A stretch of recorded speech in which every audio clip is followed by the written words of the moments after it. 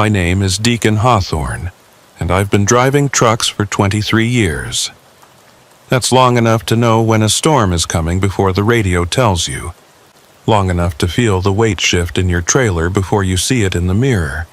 And long enough to understand that some nights on the road, you're better off not asking questions about what you see. Montana in December doesn't mess around. The cold comes down from Canada like it owns the place, settles into the valleys, and just waits. Waits for you to make a mistake.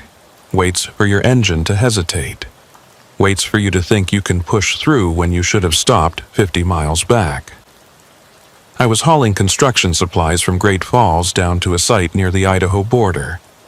Nothing complicated, just steel beams, bags of concrete mix, some lumber wrapped tight on 3 pallets. The load wasn't heavy by my standards, maybe 18,000 pounds, well under the limit. The route was the problem. I was taking Highway 200 West, a 2-lane state road that cuts through some of the emptiest country you'll ever see. It's beautiful in summer, all rolling hills and pine forests, but in winter it turns into something else. The trees get heavy with snow and lean over the road like they're trying to close it off. The wind comes sideways across the open stretches and hits your trailer so hard you feel it in your spine. The weather report that morning had been clear enough. Chance of snow, they said. Temperatures dropping to single digits overnight. Wind chill below 0. Standard Montana winter. I'd driven through worse, but by the time I gassed up in Great Falls and started heading west, the sky had changed. It wasn't just gray anymore, it was low and dense, the kind of sky that presses down on you. The sun was still up, but it looked like it was shining through dirty ice. I could smell the snow coming. It's hard to explain if you haven't lived in cold country, but there's a smell to it.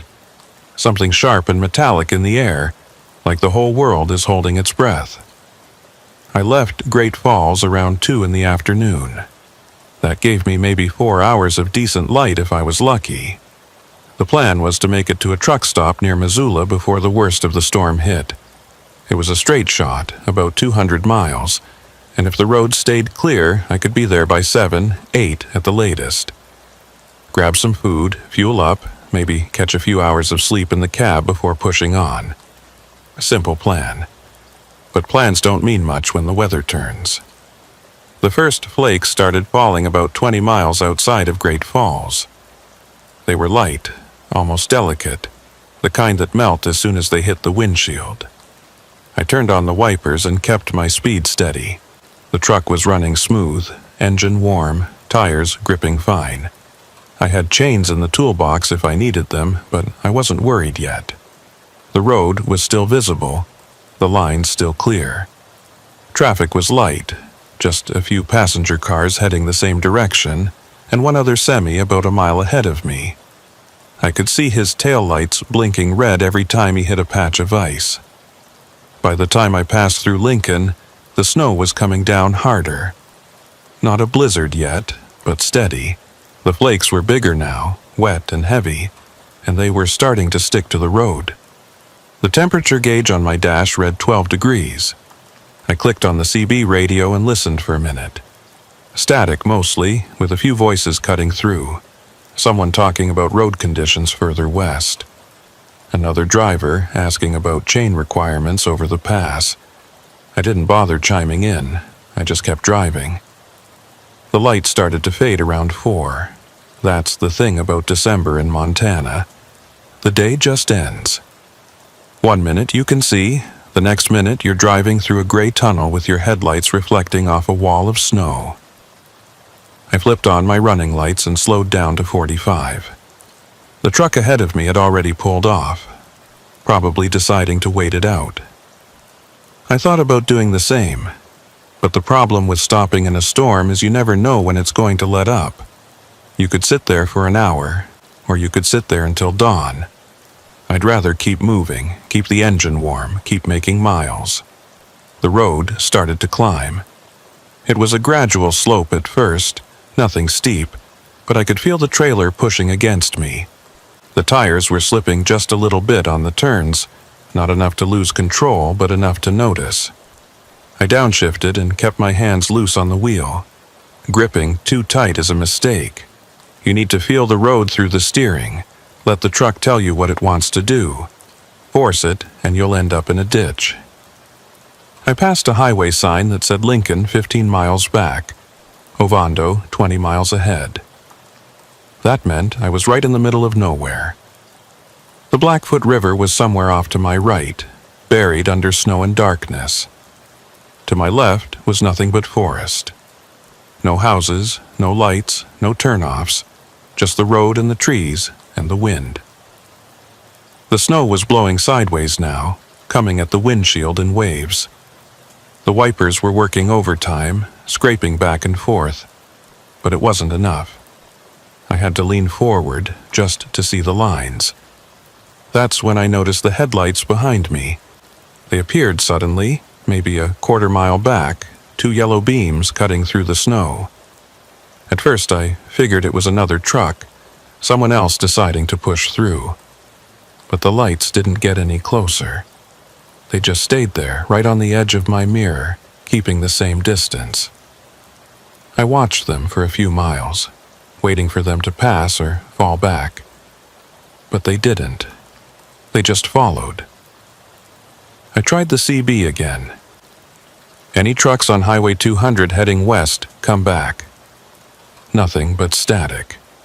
I tried again. This is a westbound truck just past Lincoln. Anybody out there? Still nothing. The radio crackled and hissed, but no voices came through. I clicked it off and focused on the road. The climb got steeper. I could hear the engine working now, that low growl it makes when it's pulling weight uphill. The trailer swayed a little as the wind hit it broadside. I tapped the brakes gently to keep the speed down and felt the tires bite, then slip, then bite again. Ice under the snow. I was on a ridge now, exposed on both sides, and the wind was stronger up here. It howled past the cab, rattling the mirrors, shaking the whole rig. The snow wasn't falling anymore, it was just flying, coming at me like static on a dead television. The headlights were still back there. I told myself it was nothing. Just another driver, maybe someone from the highway department checking the roads. But something about it didn't sit right. The distance never changed. Not when I sped up, not when I slowed down. It was like whoever was driving back there was measuring their speed exactly to mine, matching me mile for mile. I've been on the road long enough to know that most drivers don't do that. They pass you, or they drop back. They don't just follow. I came around a long curve and saw something up ahead. At first, I thought it was a vehicle stopped on the shoulder, but as I got closer, I realized it was a road sign. One of those big electronic ones the state uses to post warnings. The lights were flashing orange, and the message scrolled across in blocky letters. Winter storm warning. Road conditions deteriorating. Reduce speed. Chains recommended. I was already going slow, but I dropped it down another 5 miles an hour just to be safe. The truck groaned and the engine pitch changed, but we kept moving. Past the sign, the road started to flatten out, and I could see a long, straight stretch ahead of me. No lights, no cars, nothing but white and black and the thin gray ribbon of asphalt cutting through it all. The headlights behind me disappeared. I checked the mirrors, both sides, even craned my neck to look back through the sleeper window. Nothing. Just darkness and snow. Whoever it was must have turned off, maybe pulled over to wait out the storm. I felt a little bit of tension ease out of my shoulders. Better to be alone out here than to have someone riding my tail in conditions like this. I drove another 10 miles without seeing anyone. The snow kept falling, piling up on the shoulders, drifting across the road in thin white ribbons. The wind was relentless, pushing against the side of the trailer, making the whole rig shudder. I could feel the cold seeping in through the door seals, through the vents, even through the floorboards. I cranked the heat up and kept both hands on the wheel. That's when I saw the lights again. They were closer this time, maybe 100 yards back. Same yellow glow, same steady distance, but now I could make out a shape behind them. It wasn't a semi. The lights were too low, too narrow. It looked like a pickup truck, maybe a utility vehicle. The kind the highway department uses for plowing and salting. That made sense. They'd be out checking the roads in weather like this, making sure no one was stranded. I relaxed a little. If it was a state truck, that was actually good news. It meant someone knew I was out here, someone was keeping an eye on the situation. I reached for the CB again, switched to the highway maintenance channel. State vehicle on Highway 200, you guys seeing this storm? Static. I tried again. Highway maintenance. This is a westbound commercial truck about 30 miles east of Ovando. You got someone behind me? Nothing. I switched back to the main channel and tried one more time. Anyone on 200, I've got a vehicle following me. Can't raise them on the radio. Anybody know what's going on? The only answer was the hiss and crackle of empty air. The lights stayed with me. Mile after mile, curve after curve, they kept the same distance. Never closer, never farther. I started to feel uneasy again. That prickle at the back of my neck that tells you something's not right. I've driven through storms before, followed other trucks, been followed by them. It's normal, but this didn't feel normal. There was something deliberate about it, something too precise. I came over a small rise and saw a green highway sign reflecting in my headlights. Ovando 15 miles, that was something at least. Ovando had a gas station, a bar, maybe a place to pull over and wait. 15 miles wasn't far. I could make that. I pressed down on the accelerator just a little, pushing the truck up to 50. The tires whined against the packed snow, and the trailer wobbled. But we held the road. The lights behind me sped up too. I watched them in the mirror, watched them close the gap, just enough to match my speed, then settle back into that same fixed distance. My hands tightened on the wheel. This wasn't random. Whoever was driving that vehicle was doing it on purpose. Following me, pacing me, staying just far enough back that I couldn't see details, but close enough that I knew they were there. I thought about pulling over, just stopping right there on the shoulder, letting them pass, getting a look at them. But something told me that was a bad idea. Out here, in the middle of a storm, with no one else around, you don't stop unless you absolutely have to. You keep moving. You keep your doors locked and your eyes forward, and you trust your instincts. And my instincts were telling me to keep driving. The wind picked up again, stronger this time, shaking the cab so hard that my coffee cup rattled in the holder. The snow was coming down in sheets now, so thick I could barely see 20 feet ahead. I turned the wipers up to full speed and leaned forward, squinting through the windshield. The road was almost invisible, just a faint suggestion of pavement under a blanket of white. I was navigating by feel now, by the gentle tug of the wheel, by the way the tires hummed when they found the center line. The headlights flickered. I glanced in the mirror and saw them dim, then brighten, then dim again. Like someone was tapping the brakes, or like the electrical system was failing. Then they disappeared altogether. I counted to 5, watching the mirror, waiting for them to come back on. They didn't. I exhaled slowly and loosened my grip on the wheel. Maybe the vehicle had turned off. Maybe they'd given up and headed back to town. Maybe I was alone again. That should have made me feel better, but it didn't. Instead, I felt more exposed, more vulnerable. At least, when I could see the lights, I knew where they were. Now, they could be anywhere. I checked the odometer. 12 miles to Ovando. I could make that. I had to make that. The storm was getting worse, and if I didn't find shelter soon, I was going to end up stuck out here, buried under snow, waiting for morning and hoping the plows would find me before the cold did. The road began to climb again, steeper this time, winding up through a narrow gap in the trees. I downshifted and felt the engine strain. The tires were slipping more now, spinning for a second before they caught. I could smell the brakes, that hot metallic smell that means you're working them too hard. But I didn't have a choice. I had to keep the speed down, had to keep control. Halfway up the hill, the road curved sharply to the right. I took it slow, letting the trailer swing wide, giving myself room. As I came around the curve, my headlights swept across something on the shoulder. Something orange and reflective. I caught just a glimpse of it before it disappeared behind me. A cone, maybe, or a road sign. The kind highway crews put out when they're working. I checked the mirror. Nothing. Just darkness and snow. I kept climbing.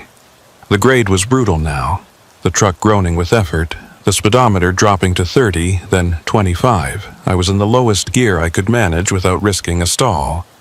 The wind was howling, shaking the cab, making the metal groan and creak. My hands ached from gripping the wheel, and my eyes burned from staring at the wall of white in front of me. And then, finally, the road leveled out.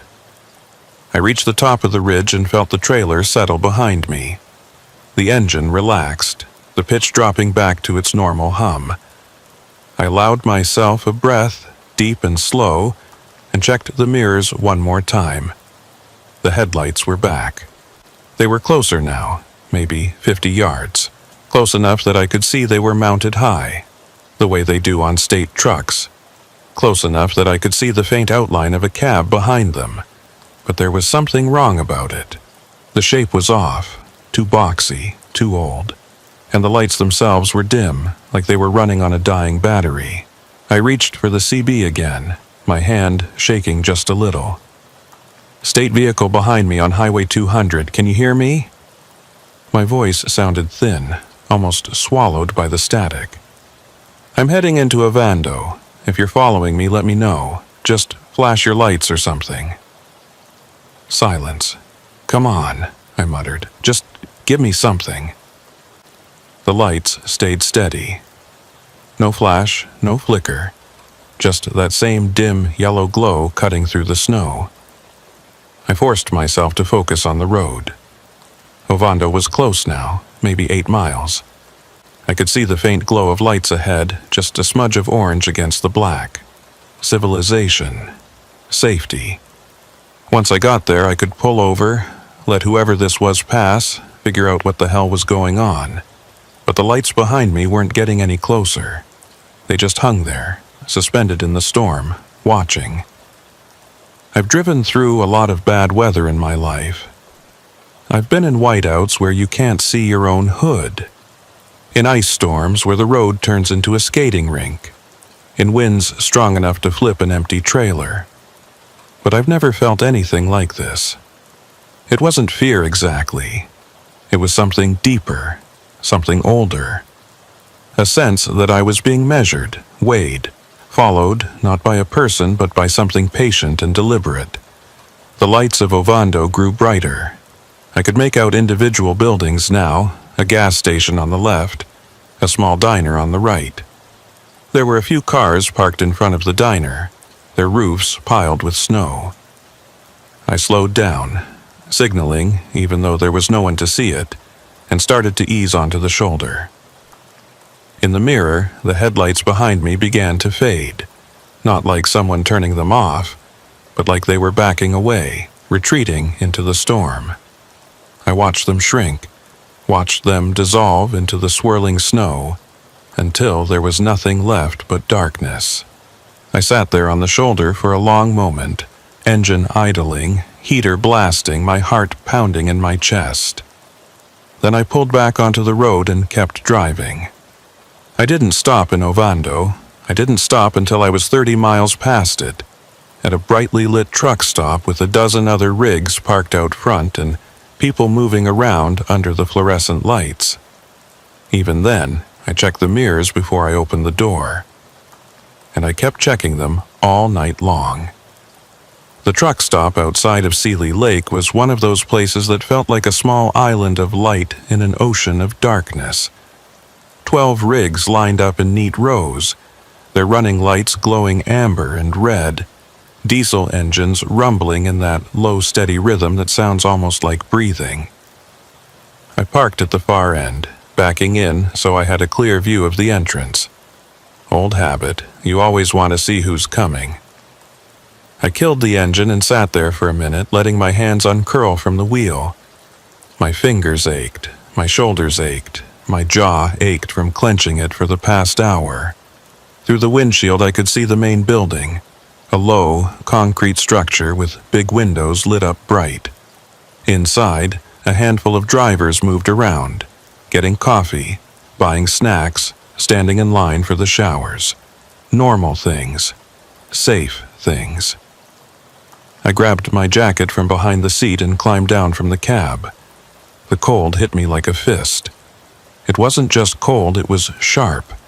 The kind of cold that goes right through your clothes and settles into your bones. My breath came out in thick, white clouds. The snow had stopped falling, but the wind was still blowing, pushing drifts across the parking lot, making little spirals of white dance under the lights. I did a quick walk around the truck, checking the straps on the load, looking at the tires. Everything looked fine. No damage, no problems. But I couldn't shake the feeling that something was off.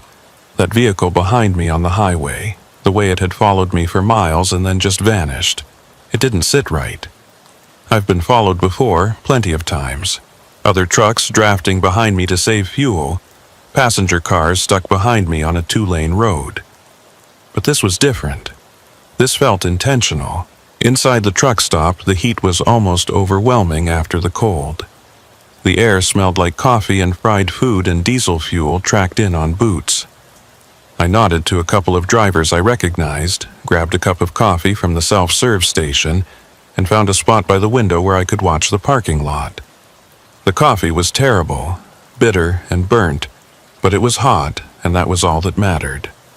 I pulled out my phone and checked the weather. The forecast hadn't improved. Winter storm warning in effect until 6 a.m. Heavy snow expected, winds gusting up to 40 miles per hour, wind chill well below zero.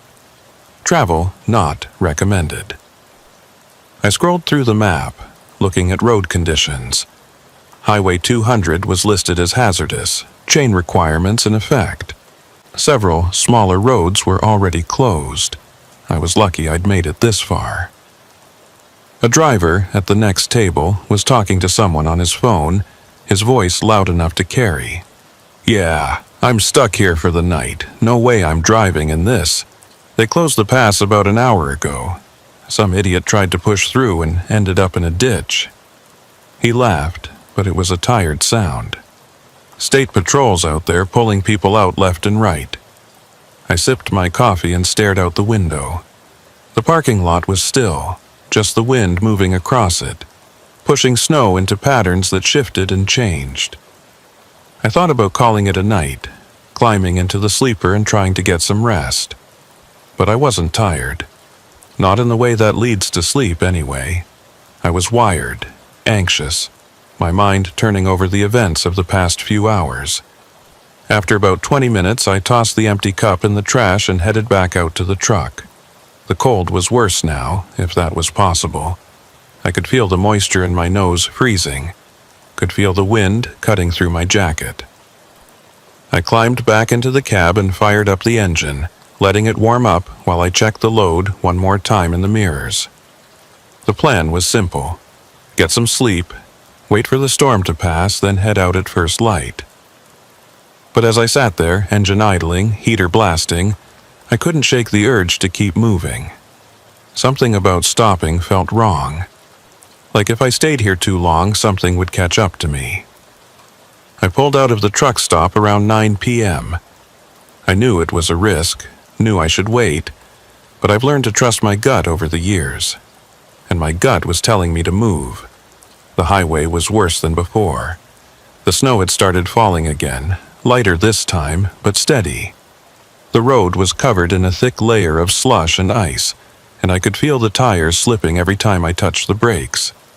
I kept my speed down to 35 and stayed in the right lane, trying to follow the tire tracks left by the plow trucks. The tracks were already filling in with fresh snow. Traffic was almost non-existent. I passed one car going the other direction, headlights barely visible through the storm.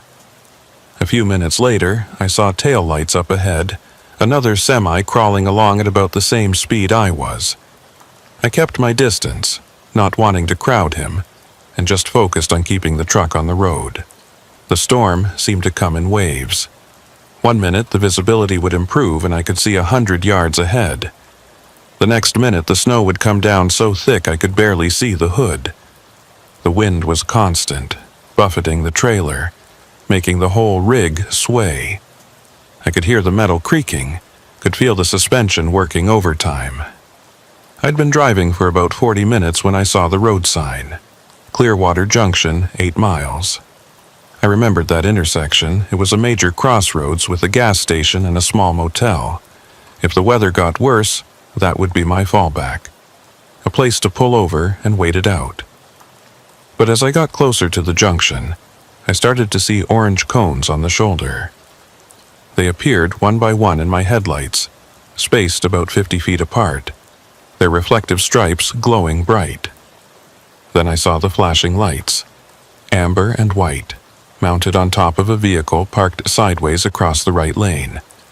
I slowed down, downshifting, and brought the truck to a stop about 20 yards away. Through the falling snow, I could make out the shape of a pickup truck. It was white, with a yellow light bar on the roof and a plow blade mounted on the front. State Highway Department. The driver's door was open, and someone was standing next to it waving a flashlight. I rolled down my window, letting in a blast of freezing air.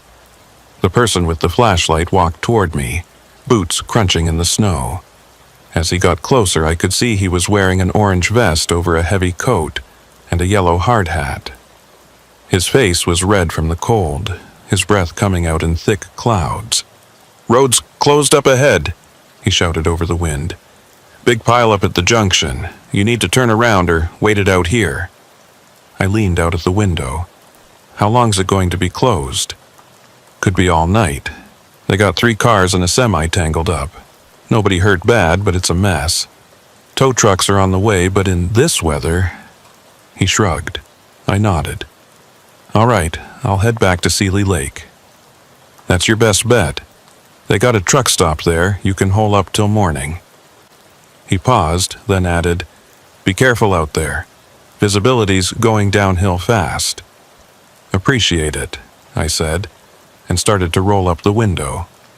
"Hey," the man called out. "You see any other vehicles on your way here?" I hesitated. "Like what?" "State truck, white pickup, similar to this one. My supervisor said he was heading this way about an hour ago, but I haven't seen him." I thought about the headlights that had followed me earlier, the way they'd stayed just far enough back, the way they'd disappeared when I pulled over. "Maybe," I said. "I had someone following me for a while on 200, but I couldn't tell what kind of vehicle it was.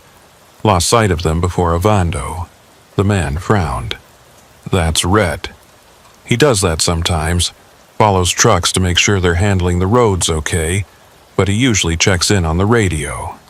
He pulled a walkie-talkie from his belt and thumbed the button. "Rhett, you out there? Come back." Static. He tried again. "Rhett Barlow, this is Jensen at Clearwater Junction. You copy?" Nothing but the hiss of empty air. The man, Jensen, shook his head and clipped the radio back to his belt. "Radio's been spotty all night. He's probably fine, just lost signal." But he didn't sound convinced. "You want me to keep an eye out on my way back?" I asked. "Yeah, if you don't mind. If you see a white state truck with a plow, flash your lights or something. Let him know I'm looking for him." "Will do." Jensen stepped back and waved me through. I eased the truck into a wide turn, using the full width of the road to swing the trailer around. It took a couple of tries backing up and adjusting, but eventually I got pointed back the way I'd come. As I pulled away, I checked the mirror and saw Jensen standing there in the snow, staring down the empty road, his flashlight beam cutting through the darkness. The drive back felt longer than the drive out. Maybe it was because I was tired, or maybe it was because I knew I was backtracking, giving up miles I'd already earned. The storm seemed to sense my frustration and got worse. The snow came down harder, the wind picked up, and the temperature dropped another few degrees. I could feel the cold seeping through the door seals, through the floorboards, even through the dashboard. I was about halfway back to Seeley Lake when I saw the headlights again. They appeared suddenly in my mirror, maybe a quarter-mile back. 2 yellow beams, mounted high, cutting through the snow. My first thought was that it was Jensen, coming to tell me the road had reopened. But Jensen had been parked sideways across the lane, and these lights were coming from the direction of the junction, from the closed section of highway. I watched them for a minute, waiting for them to get closer or fall back. They did neither. They just stayed there, the same distance, the same steady pace, following me. I reached for the CB. State vehicle behind me on Highway 200, that you, Jensen? Static. This is the westbound truck you just turned around at Clearwater. Got someone behind me, that you? Nothing. I tried the emergency channel. Highway maintenance. I've got a vehicle following me on 200, can't raise them on the radio. Anyone copy? The only answer was the crackle of interference. I told myself it was Rhett. Jensen's supervisor, the one who'd been out checking the roads. Maybe he'd been further west, hadn't heard Jensen calling on the radio. Maybe he was heading back now, following me just to make sure I made it back to the truck stop safely. That made sense, that was logical. But the lights didn't get any closer. They just hung there, suspended in the storm, keeping that same fixed distance. And something about them felt familiar. Not just familiar, identical. The same spacing, the same dim yellow glow, the same unwavering presence. I pressed down on the accelerator, pushing the truck up to 45.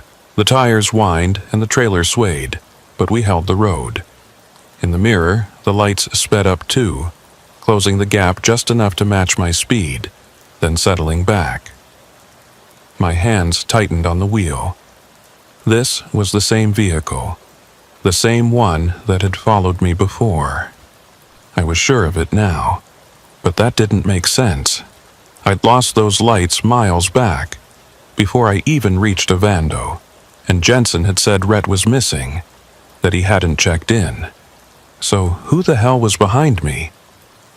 The trees closed in on both sides, tall pines heavy with snow, their branches reaching over the road like they were trying to grab the truck. The wind howled through them, making a sound like voices, like whispers just below the threshold of hearing. I could feel my heart pounding, could feel the adrenaline sharpening my senses. Every shadow looked like movement. Every drift looked like something crouching. I came around a long curve and saw something up ahead. At first I thought it was a deer, but as I got closer I realized it was a vehicle. It was parked on the shoulder, nose pointed toward the ditch, tail end sticking out into the lane. A white pickup truck with a plow blade on the front. I slowed down, my foot hovering over the brake. The truck was dark, no lights, no sign of anyone inside. As I passed it, I got a good look.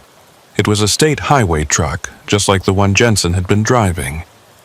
The door was closed, the windows were covered in snow, and there were no tracks leading away from it. Like it had been sitting there for hours. In the mirror, the headlights behind me were gone. I checked both sides, craned my neck to look back through the sleeper window. Nothing. Just the empty road and the falling snow. The state truck sat there on the shoulder, dark and silent, and then it was behind me, swallowed by the storm. I drove for another 10 minutes, my mind racing. That truck on the shoulder, was that Rhett's? It had to be.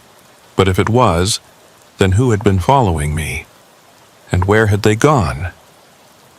I tried the CB again. Jensen, at Clearwater Junction, you copy? I found a state truck on the shoulder about 6 miles east of your position. Looks like it's been there a while. Static, then a voice, faint and broken. Copy? Say again. I found the truck, I repeated, louder this time. White pickup with a plow parked on the shoulder, no sign of the driver. Which mile marker? I don't know. I didn't see one. About 6 miles east of the junction, right after a big curve. Check. The radio went dead. I tried again, but there was no response. The signal was gone, swallowed by the storm. I kept driving. The lights of Seeley Lake appeared ahead, faint at first, then brighter.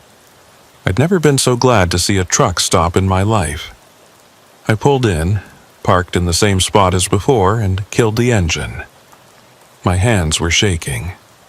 I sat there for a long moment, staring at the dashboard, trying to process what had just happened.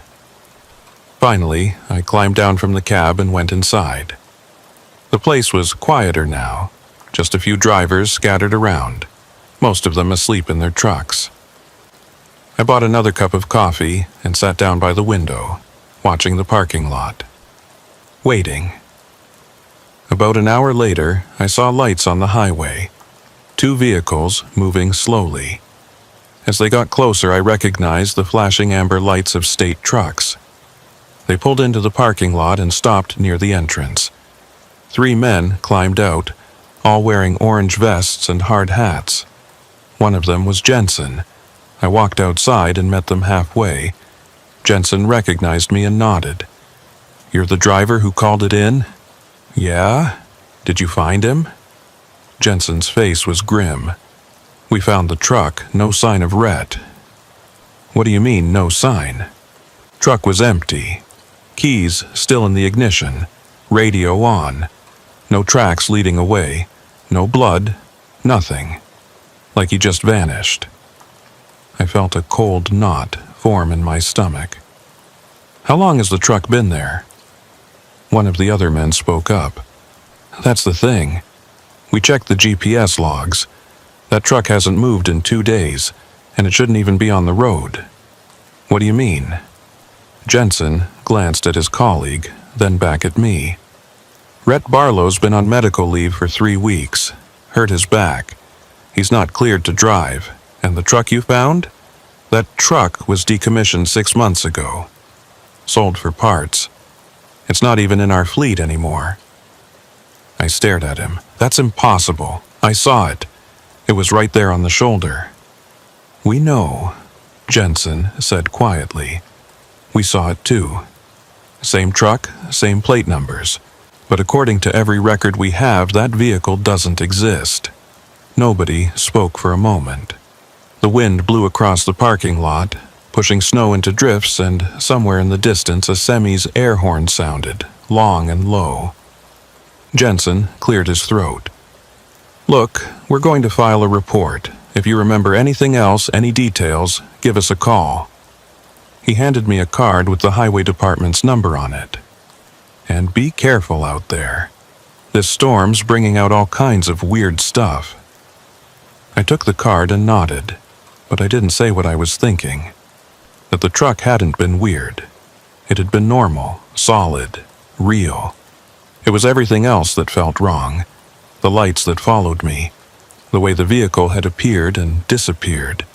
The way it had matched my speed exactly, mile after mile, like it was tethered to me. I went back inside and sat by the window for the rest of the night. I didn't sleep. I just watched the parking lot, watched the highway, watched the snowfall. And I kept thinking about what Jensen had said. The truck was decommissioned, sold for parts. Shouldn't exist. But I'd seen it. I'd seen the headlights behind me, had watched them follow me through the storm, and when I'd passed that white pickup on the shoulder, I'd seen something else too, something I hadn't mentioned to Jensen. In the split second when my headlights had swept across the cab, I'd seen a shape inside. A dark silhouette behind the wheel, sitting perfectly still, hands on the dashboard, head turned toward me, watching. At dawn, the storm finally broke. The snow stopped falling and the wind died down, leaving everything buried under a thick white blanket. I started the truck and let it warm up, scraping ice off the windshield, checking the straps one more time. Other drivers were doing the same, getting ready to roll. Life going back to normal. I pulled out of the truck stop and headed west, following Highway 200 toward the Idaho border. The road was still icy, but the plows had been through and left a passable lane. I kept my speed down and my eyes forward, trying not to think about the night before. But every time I checked the mirrors, I half expected to see those yellow lights again, hanging there in the distance, following. They never appeared. The road stayed empty behind me, and by the time I reached the Idaho line, the sun was up and the world looked normal again. Just snow and trees and a long ribbon of highway stretching west. I made my delivery, unloaded the construction supplies, and signed the paperwork. The whole time I couldn't shake the feeling that something had changed, that I'd crossed a line somewhere back on that frozen Montana highway, and now I was on the other side of it. I called the highway department 3 times over the next week, asking if they'd found Rhett Barlow. Each time, they told me the same thing. No sign of him. Search called off. Case still open, but no leads. And each time I wanted to ask them about the truck. About how a vehicle that shouldn't exist had been sitting on the shoulder, dark and silent, with someone inside, but I never did. Because I already knew what they'd say. That I was tired. That it was dark. That storms play tricks on your mind. But I know what I saw. And sometimes, late at night when I'm driving through empty country, I check the mirrors just a little more often, just to make sure nothing's following me. Nothing that shouldn't be there. Nothing that's been gone for months but somehow still remembers the roads. 3 weeks passed before I had another load that took me through Montana. In those 3 weeks, I tried not to think about that night on Highway 200, about the headlights that followed me, about the state truck that shouldn't have existed. I took runs through Wyoming and Idaho, down into Nevada, even made a trip up to North Dakota. But I avoided Montana. Told my dispatcher I needed a break from that route, that I wanted to try something different. He didn't ask questions. After 23 years, I'd earned the right to pick my loads. But eventually, the money was too good to pass up. A rush delivery of medical equipment from Great Falls to Missoula, premium rate, time sensitive. The kind of job you don't turn down. And it was a straight shot on I-90 this time, not the back roads. Major highway, plenty of traffic, well maintained. Nothing like Highway 200. I told myself it would be fine. The weather was better this time. Clear skies, temperatures in the 20s, roads dry and salted.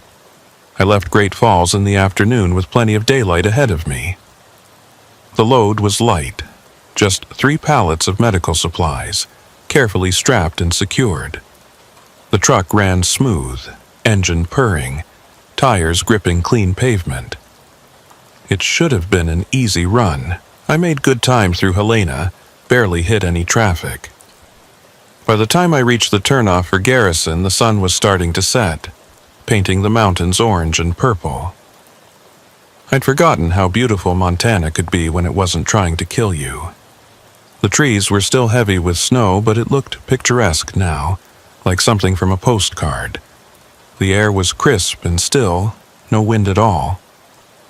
I stopped for fuel at a truck stop outside of Drummond.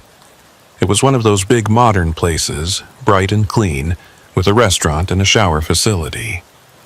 I topped off the tank, grabbed a sandwich and a coffee, used the restroom. Standard routine.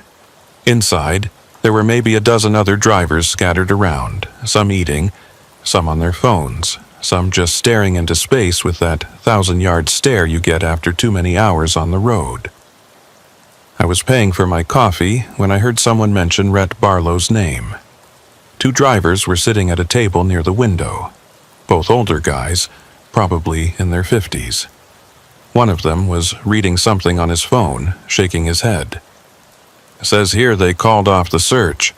Been almost a month now, no trace of him. The other driver grunted.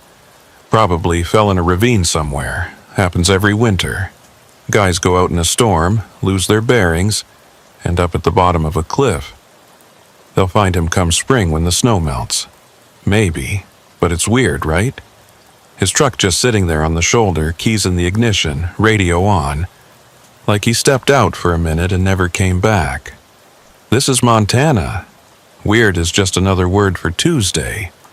They both laughed, but it was an uneasy sound. I paid for my coffee and headed back to the truck without saying anything. But as I climbed into the cab, I couldn't help thinking about what they'd said. No trace. Almost a month. And that truck sitting there empty, like someone had just vanished mid-shift. I pulled back onto I-90 and continued west.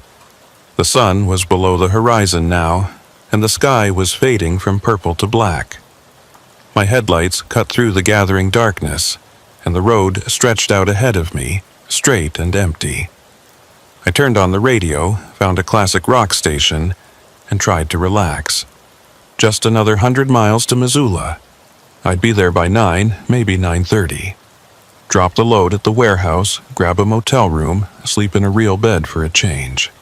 But I couldn't shake the feeling that something was watching me. It's hard to explain. There was nothing wrong, nothing out of place. The truck was running fine, the road was clear, traffic was normal. But I kept checking the mirrors, kept glancing at the CB radio, kept waiting for something to happen. It was like that feeling you get when you walk into your house and sense that someone's been there, even though nothing's been moved or taken. Just an instinctive knowing that something's off. I tried the CB just to break the silence. Westbound on I-90 near Drummond. Anybody out there? A voice crackled back immediately. Eastbound about 10 miles ahead of you. How's the road looking? Clear and dry. Good driving. Copy that. Stay safe out there. The exchange helped. Real voices. Real people. I wasn't alone. I kept the CB on and listened to the chatter. Drivers talking about weather, traffic, places to eat. Normal conversation. It should have been comforting, but somehow it made the silence between transmissions feel heavier.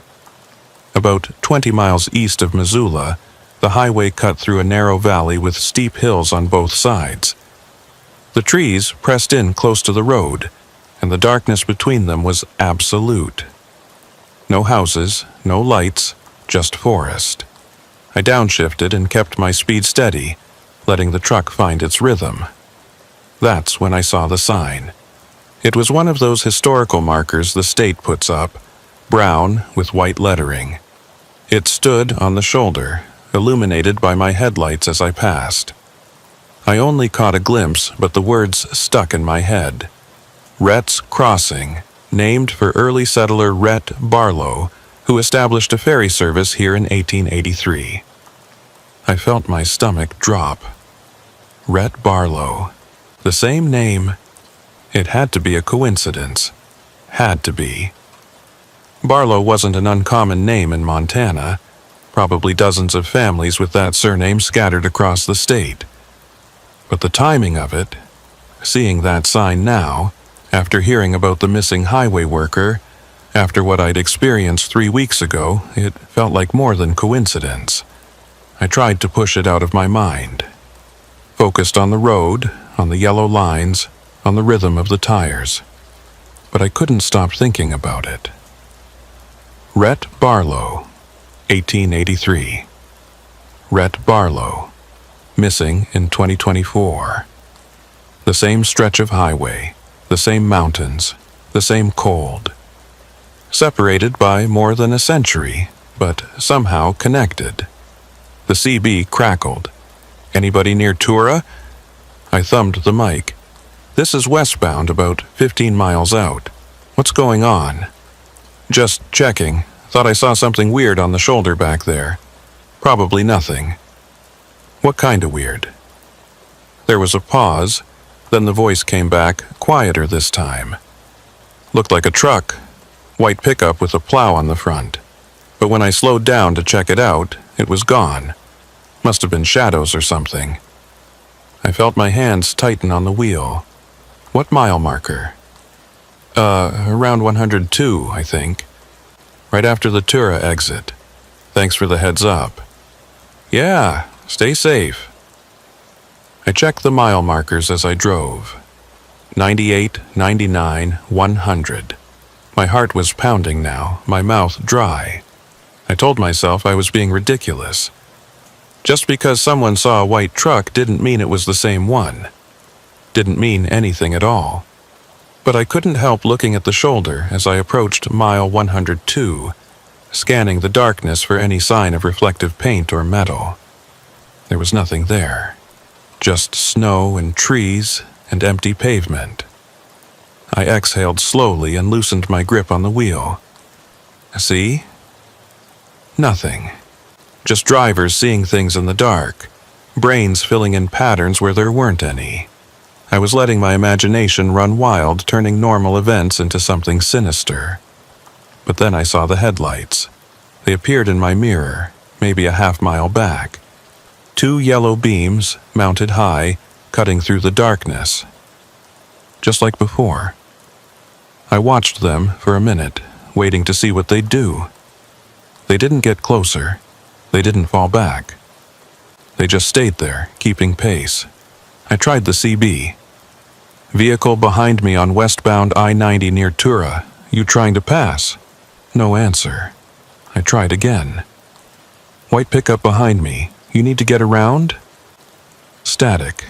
My hands were shaking now. I checked the speedometer. 65.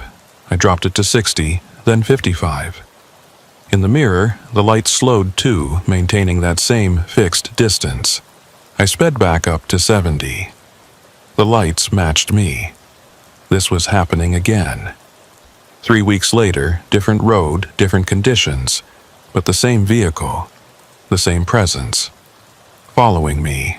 I grabbed my phone and called 911. It rang twice before a dispatcher answered. 911, what's your emergency? I'm a commercial truck driver on I-90 westbound near mile 102.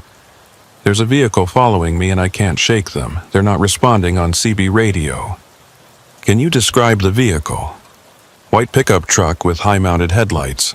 Looks like it might be a highway department truck with a plow. There was a pause.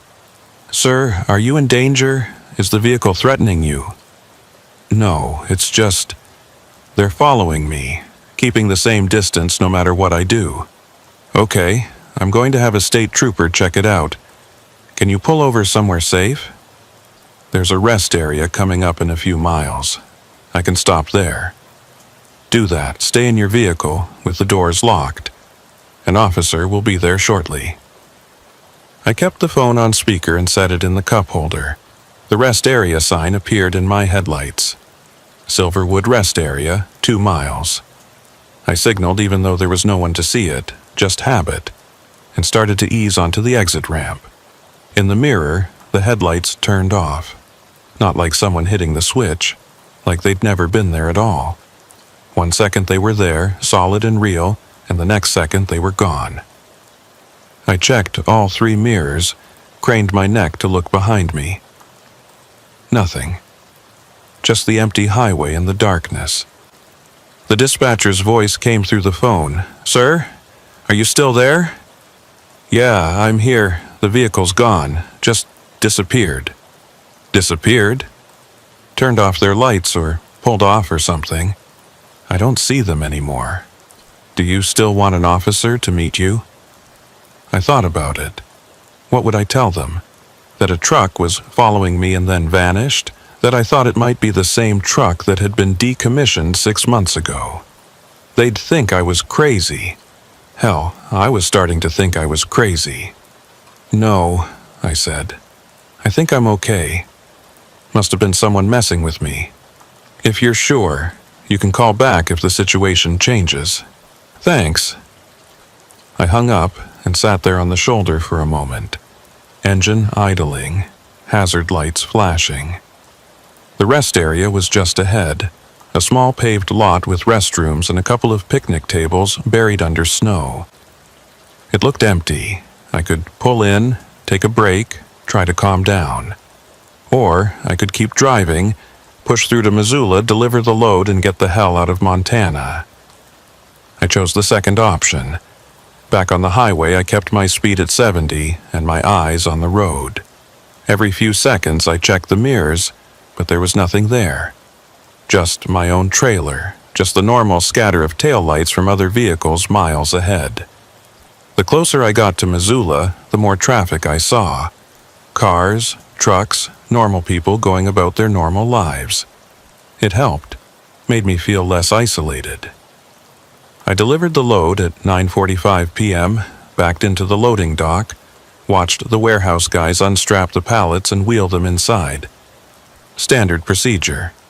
They had me sign some paperwork, asked if I needed fuel or directions. I said no, I was fine, and got out of there as fast as I could. There was a motel near the warehouse. One of those budget chains with a blinking neon sign and parking lot full of road-worn vehicles. I checked in, paid cash, and parked the truck where I could see it from my room window. The room was exactly what you'd expect. 2 beds with thin blankets, a TV bolted to the wall, a bathroom that smelled like bleach. But it was warm, and it had a lock on the door, and that was all I needed.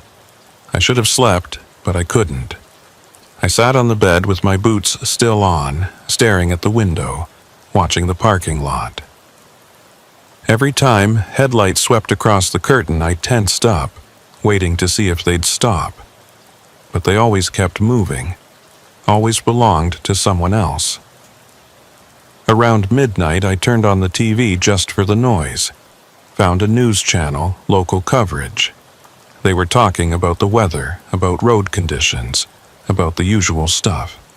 Then the anchor said something that made me sit up. State highway officials are still searching for Rhett Barlow, a maintenance worker who went missing nearly 4 weeks ago during a winter storm. Barlow, 42, was last seen on Highway 200 near Clearwater Junction.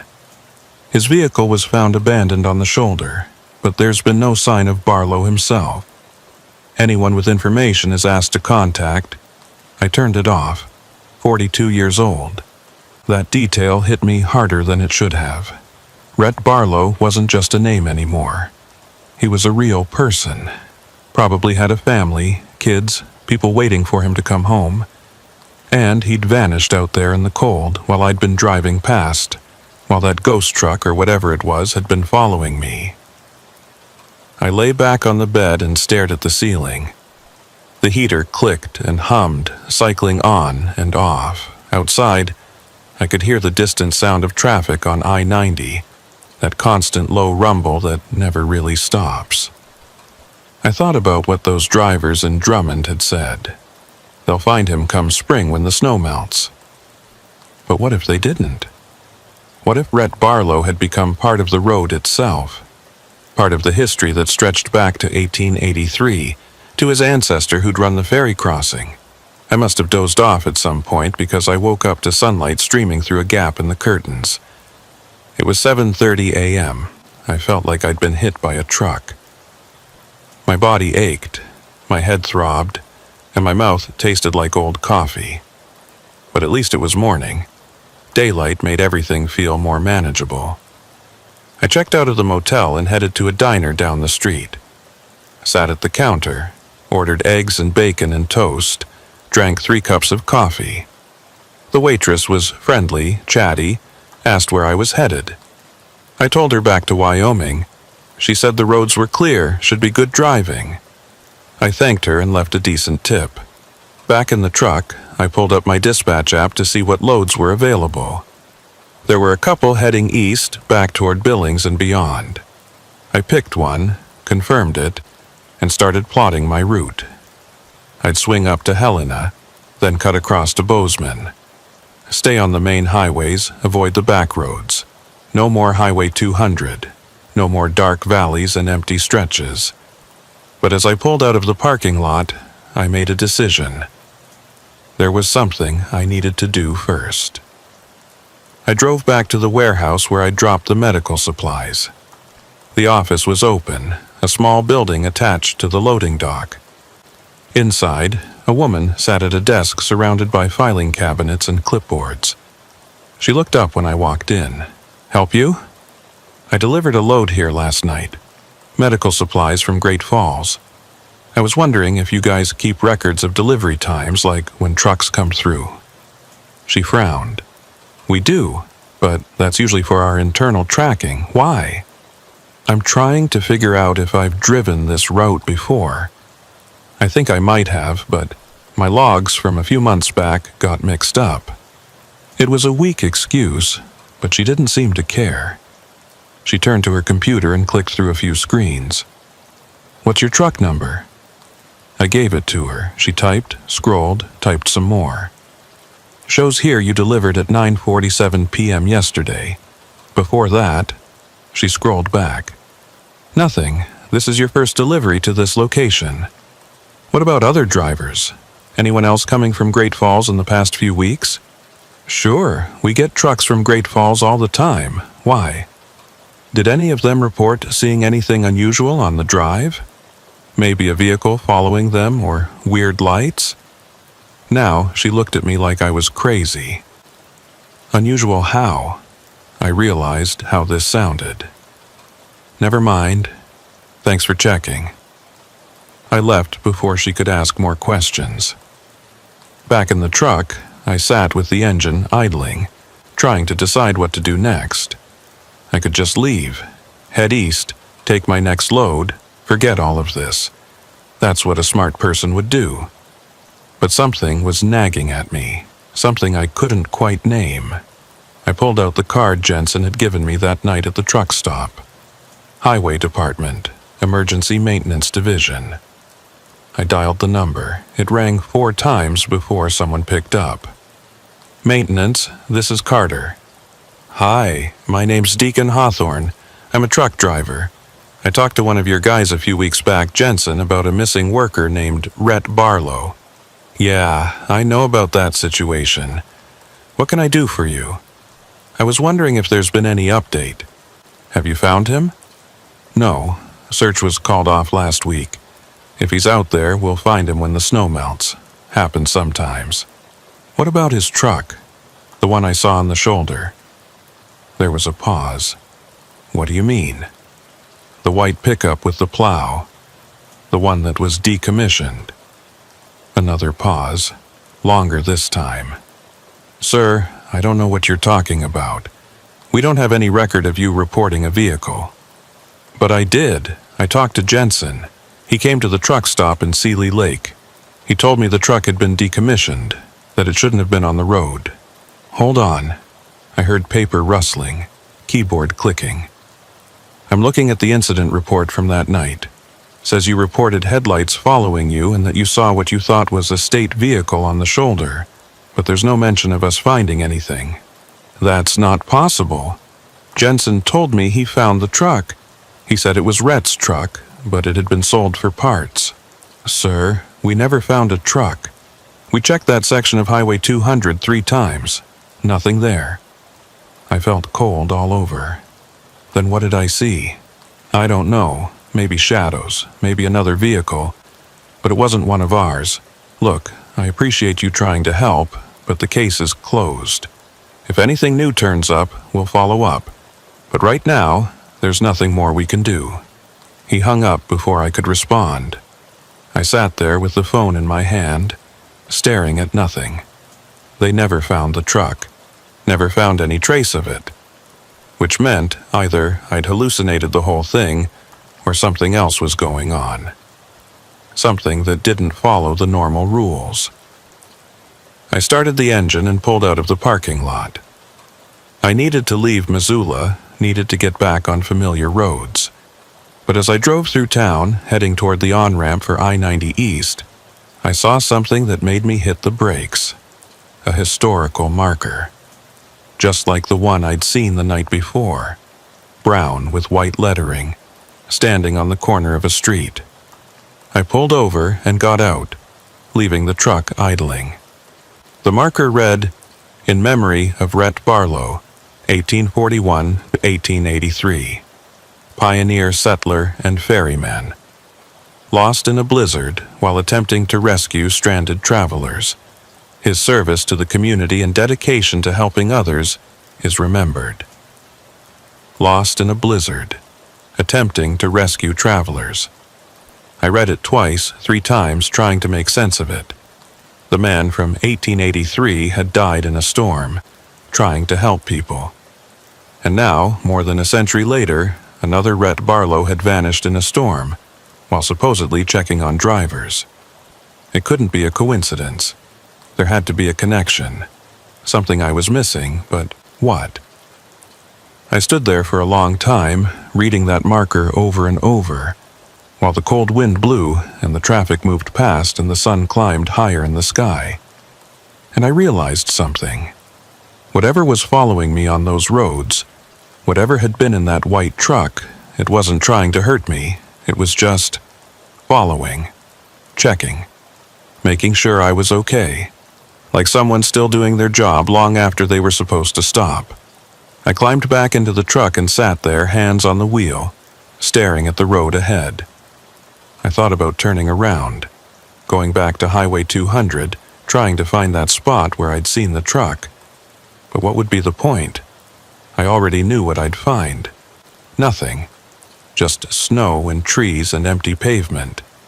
Instead, I put the truck in gear and headed east, away from Montana, away from the mountains, away from whatever it was that lived in those frozen valleys.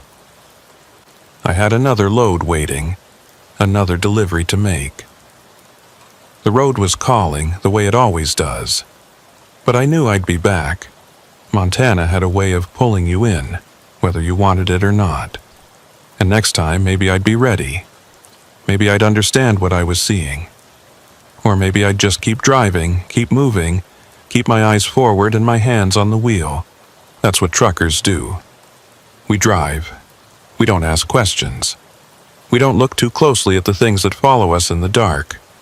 We just keep rolling, mile after mile, until the road runs out or the fuel runs dry, whichever comes first. Winter came back hard in late February. I'd managed to avoid Montana for almost 2 months, taking loads through Colorado and Utah, even made a run all the way down to Arizona just to stay away from the northern routes. But the money dried up down south, and my dispatcher started asking questions. Why was I turning down good loads? Was something wrong with the truck? Did I need time off? I couldn't tell him the truth. Couldn't say that I was avoiding an entire state because of headlights that followed me in the dark, because of a truck that shouldn't exist, because of a name that connected 2 men across more than a century. He would have thought I'd lost it. Maybe I had. But then he called with an offer I couldn't refuse. Double rate, hazard pay, immediate pickup, a load of emergency heating equipment from Billings to Kalispell. The western part of Montana was getting hammered by a late-season storm, temperatures dropping to 20 below, wind chills off the charts. People were freezing. They needed these heaters, and they needed them fast. Only catch was the route. Highway 200 straight across the middle of the state through all that empty country I'd been avoiding. I said yes, not because I wanted to, but because sometimes you run out of choices. Sometimes the road decides where you're going, and all you can do is grip the wheel and follow. I picked up the load in Billings on a Thursday afternoon. The sky was already that familiar gray, that heavy pressing color that means snow. The forecast was calling for 6 to 8 inches overnight, winds gusting to 40 miles per hour, travel not advised. But the heaters were needed now, not tomorrow, not next week.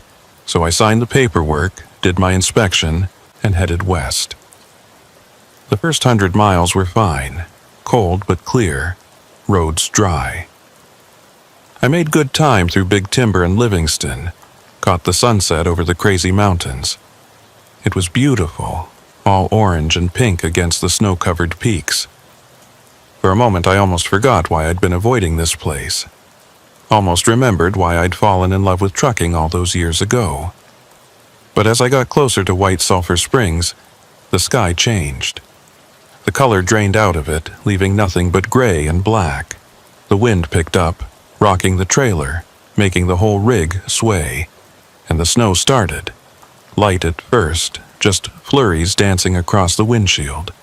Then heavier, coming down in thick wet flakes that stuck to everything. I pulled over at a rest area to check the straps and make sure everything was secure. The heaters were heavy, packed tight on pallets, but I didn't want anything shifting in bad weather. While I was outside, I noticed something. There were no other vehicles in the rest area. No cars, no trucks, nothing. Just my rig and the empty parking lot and the snow falling silent and steady. The cold bit into me through my jacket. My breath came out in white clouds that the wind tore apart. I finished checking the load and climbed back into the cab, starting the engine, cranking the heat up as high as it would go. My fingers were numb, my face red and stinging. I pulled back onto the highway and continued west. The snow was really coming down now, visibility dropping fast. I flipped on my fog lights and slowed to 45. The road was getting slick. That dangerous kind of slick where you can't tell if it's wet or icy until you hit it wrong. I kept the truck in a lower gear and let the engine help with the braking. Traffic was light.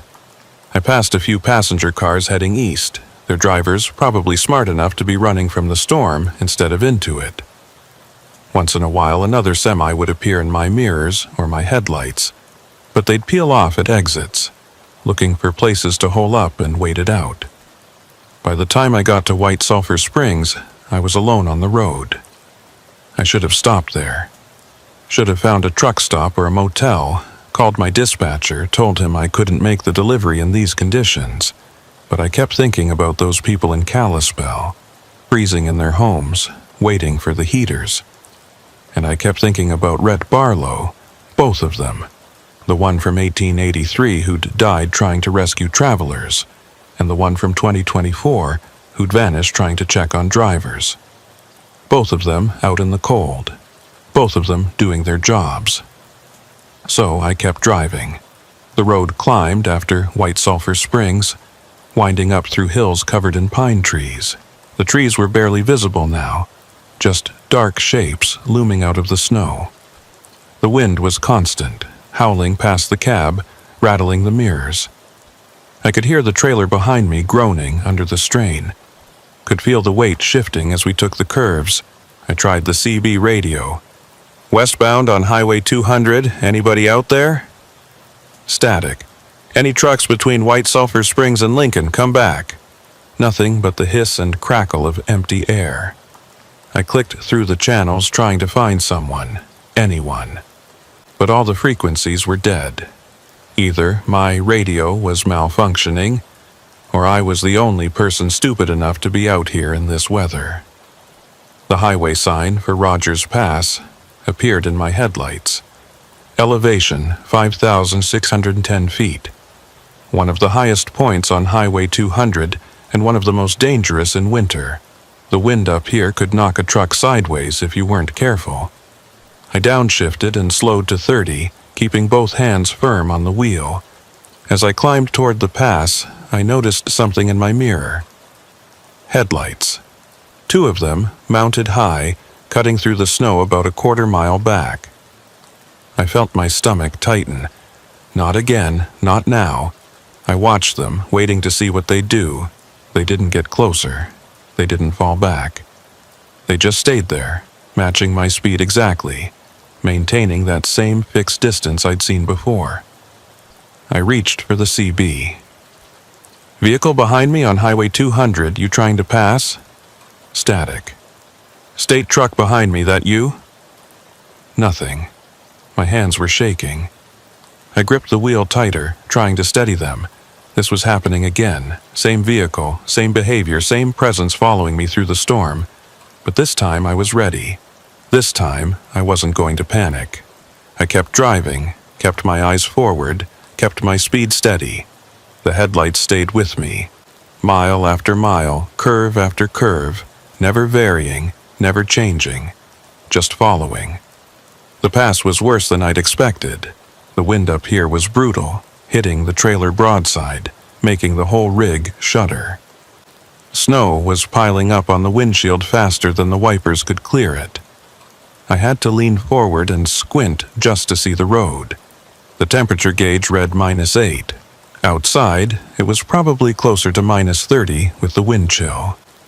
I came over the top of the pass and started the descent on the other side. This was the dangerous part. Too much brake and the wheels could lock up on the ice. Too little and the trailer could start pushing the cab, jackknifing the whole rig. I downshifted again, letting the engine hold us back, tapping the brakes gently when I needed to. In the mirror, the headlights followed, still the same distance, still perfectly matched to my speed. I thought about what I'd learned.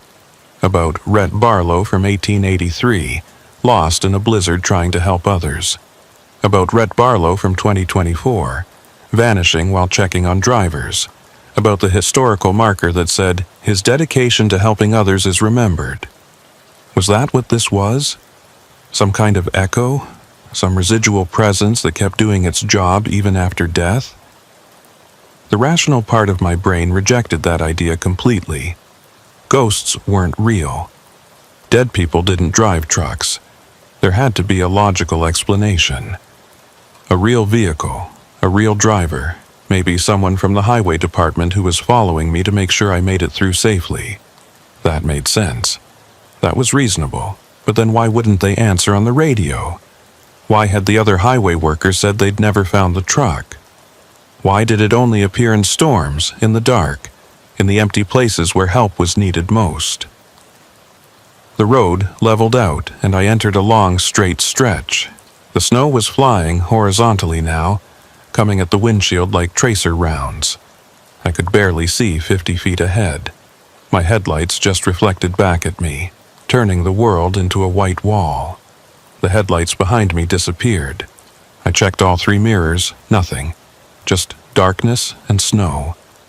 They were gone, just like before, just like they always did.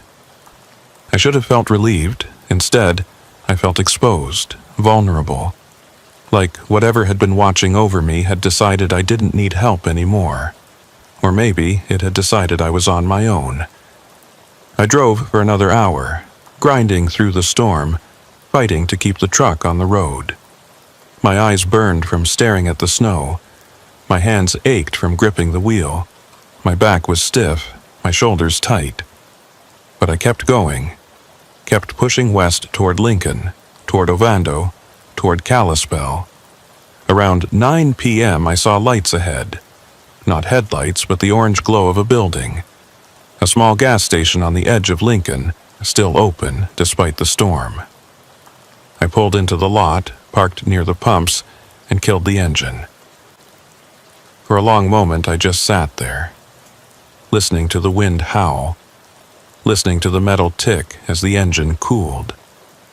Inside the gas station, a young kid behind the counter looked up from his phone. He couldn't have been more than 19, skinny with bad skin and tired eyes. "Crazy out there, huh?" "Yeah." My voice came out rough. I cleared my throat. "You guys got coffee?" "Yeah, over there. Help yourself." I poured a cup and stood by the window, looking out at the parking lot. My truck sat there alone, snow piling up on the hood and the roof. Beyond it, the highway was barely visible, just a faint, dark line between white shoulders. "You heading west?" the kid asked. "Kalispell." He whistled. "That's a long way in this weather. They closed the pass about an hour ago. Rogers Pass, too dangerous." I stared at him. "I just came over Rogers Pass. It was open." "No way, man." I heard it on the radio. State Patrol closed it at 8. not letting anyone through until the plows catch up. I came through at 8:30. The kid shrugged. Then you got lucky. They must have just opened it back up. But I knew that wasn't true. I'd been the only vehicle on that pass. No plows, no state trucks, no patrol cars. Just me and the headlights that had followed me. The headlights that had disappeared right before I started down the far side, right where the dangerous descent began. Like someone had been there to make sure I got over the pass safely. And once I was clear, they'd moved on to find someone else who needed help. I paid for the coffee and walked back out to the truck. The wind hit me like a wall, nearly knocked me sideways. I climbed into the cab and sat there, staring at the highway, at the darkness beyond the orange lights of the gas station.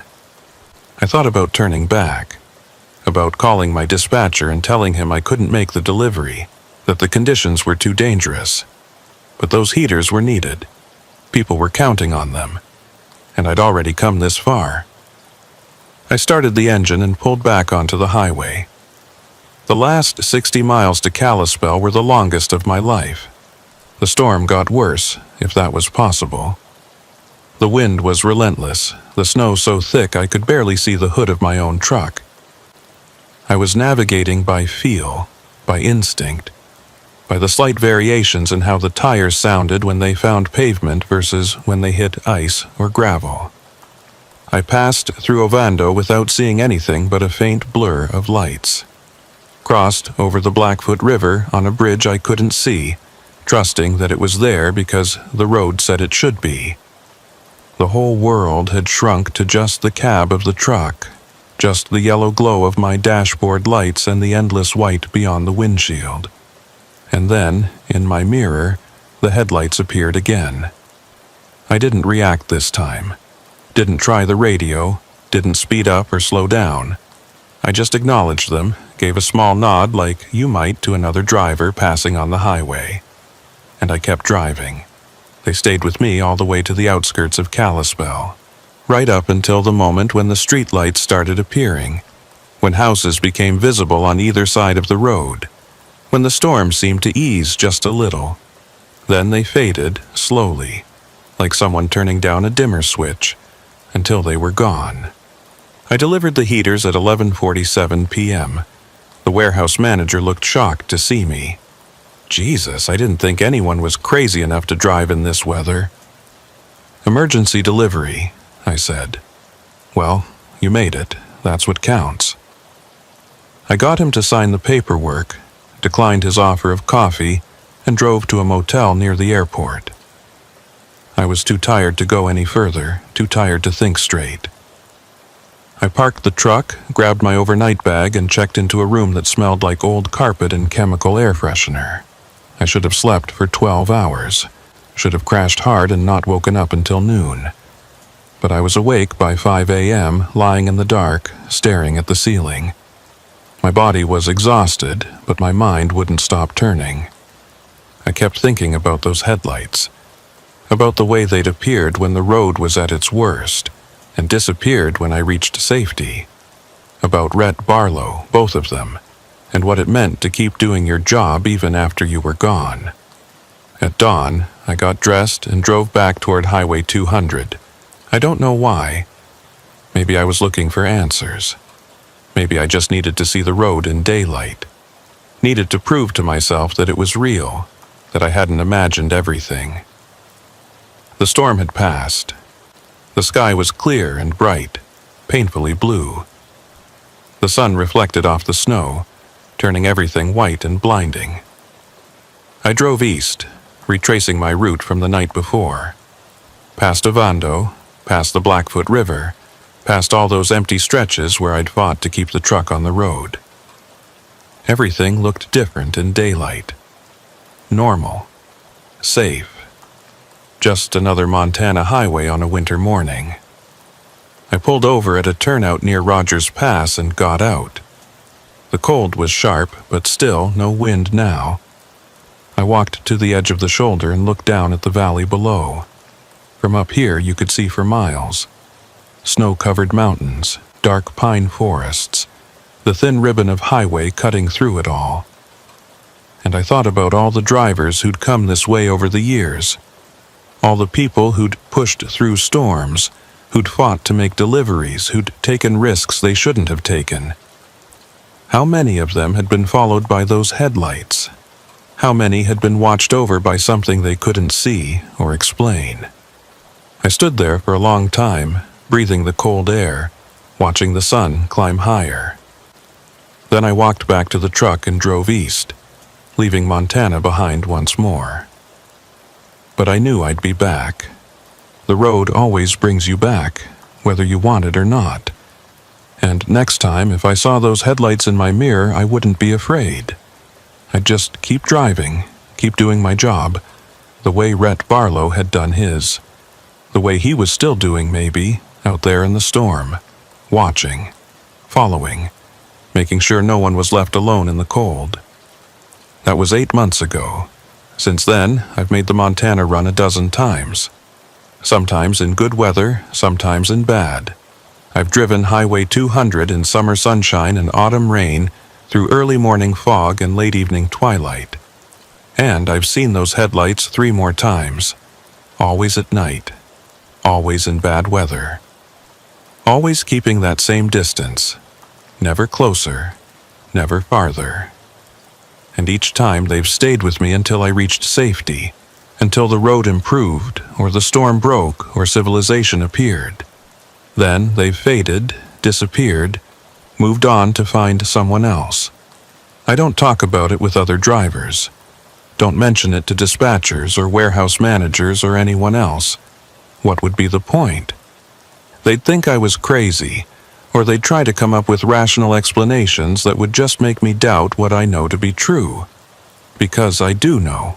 I know what I've seen. I know what's out there on those roads. Some people say Highway 200 is haunted. Others say it's cursed. They talk about accidents and disappearances, about cars found empty and drivers never seen again. But I don't think it's either of those things.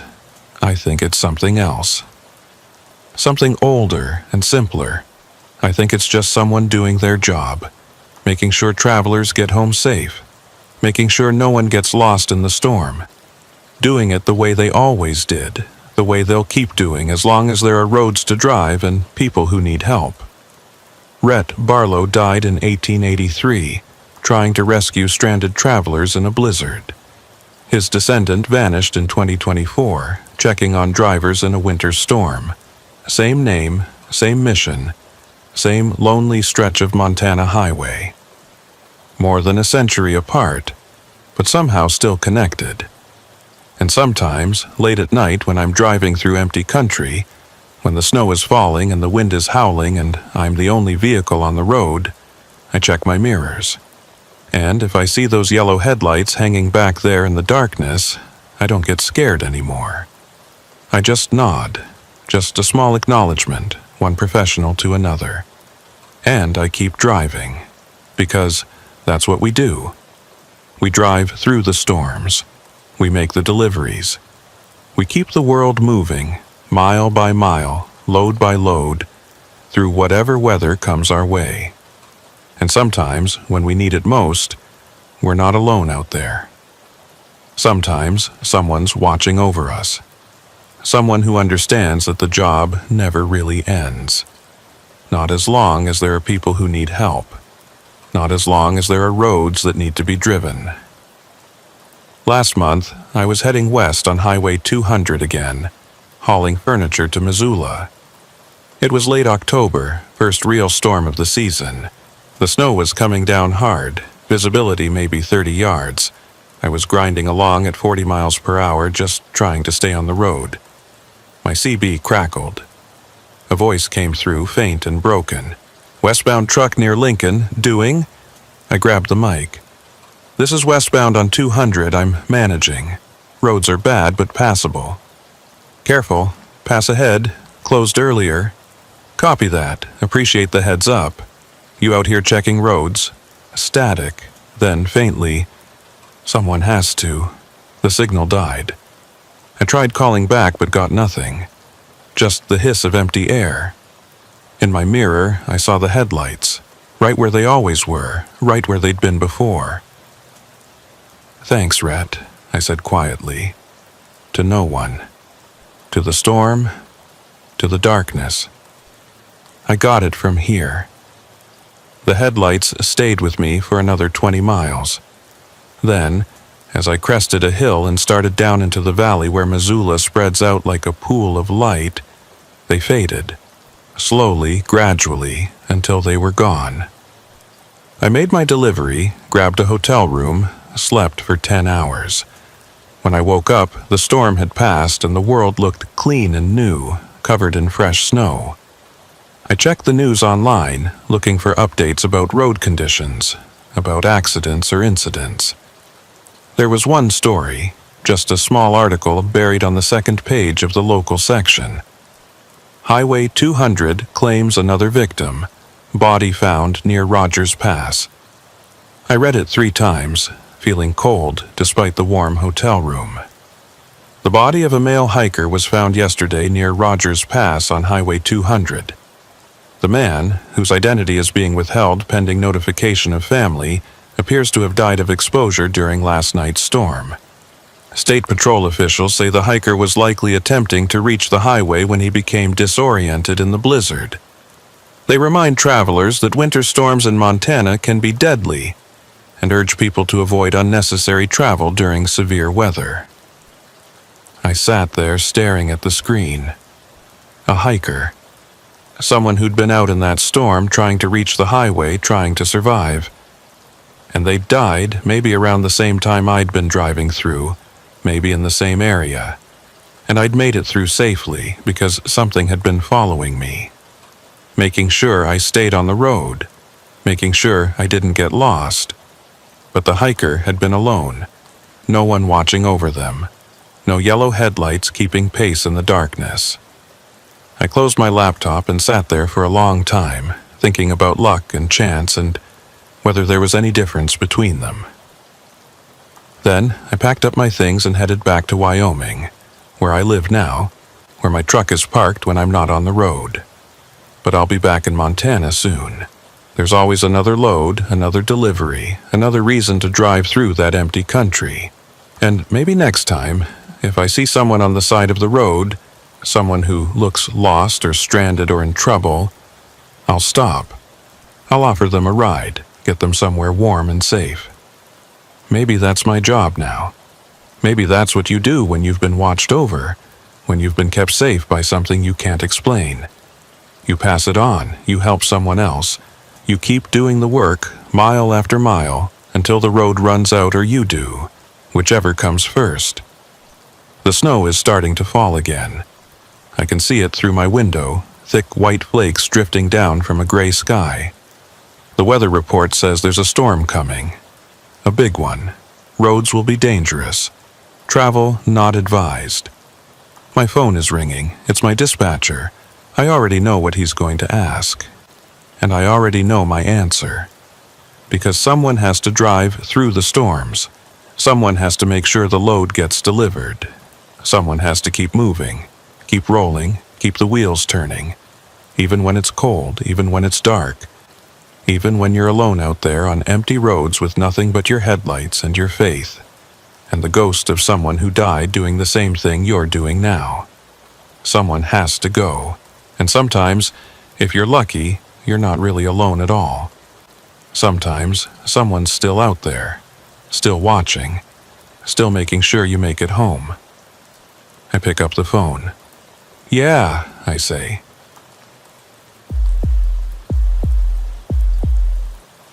My name is Sawyer T. Reddick, and I've been hauling freight up to the Yukon for 11 years now.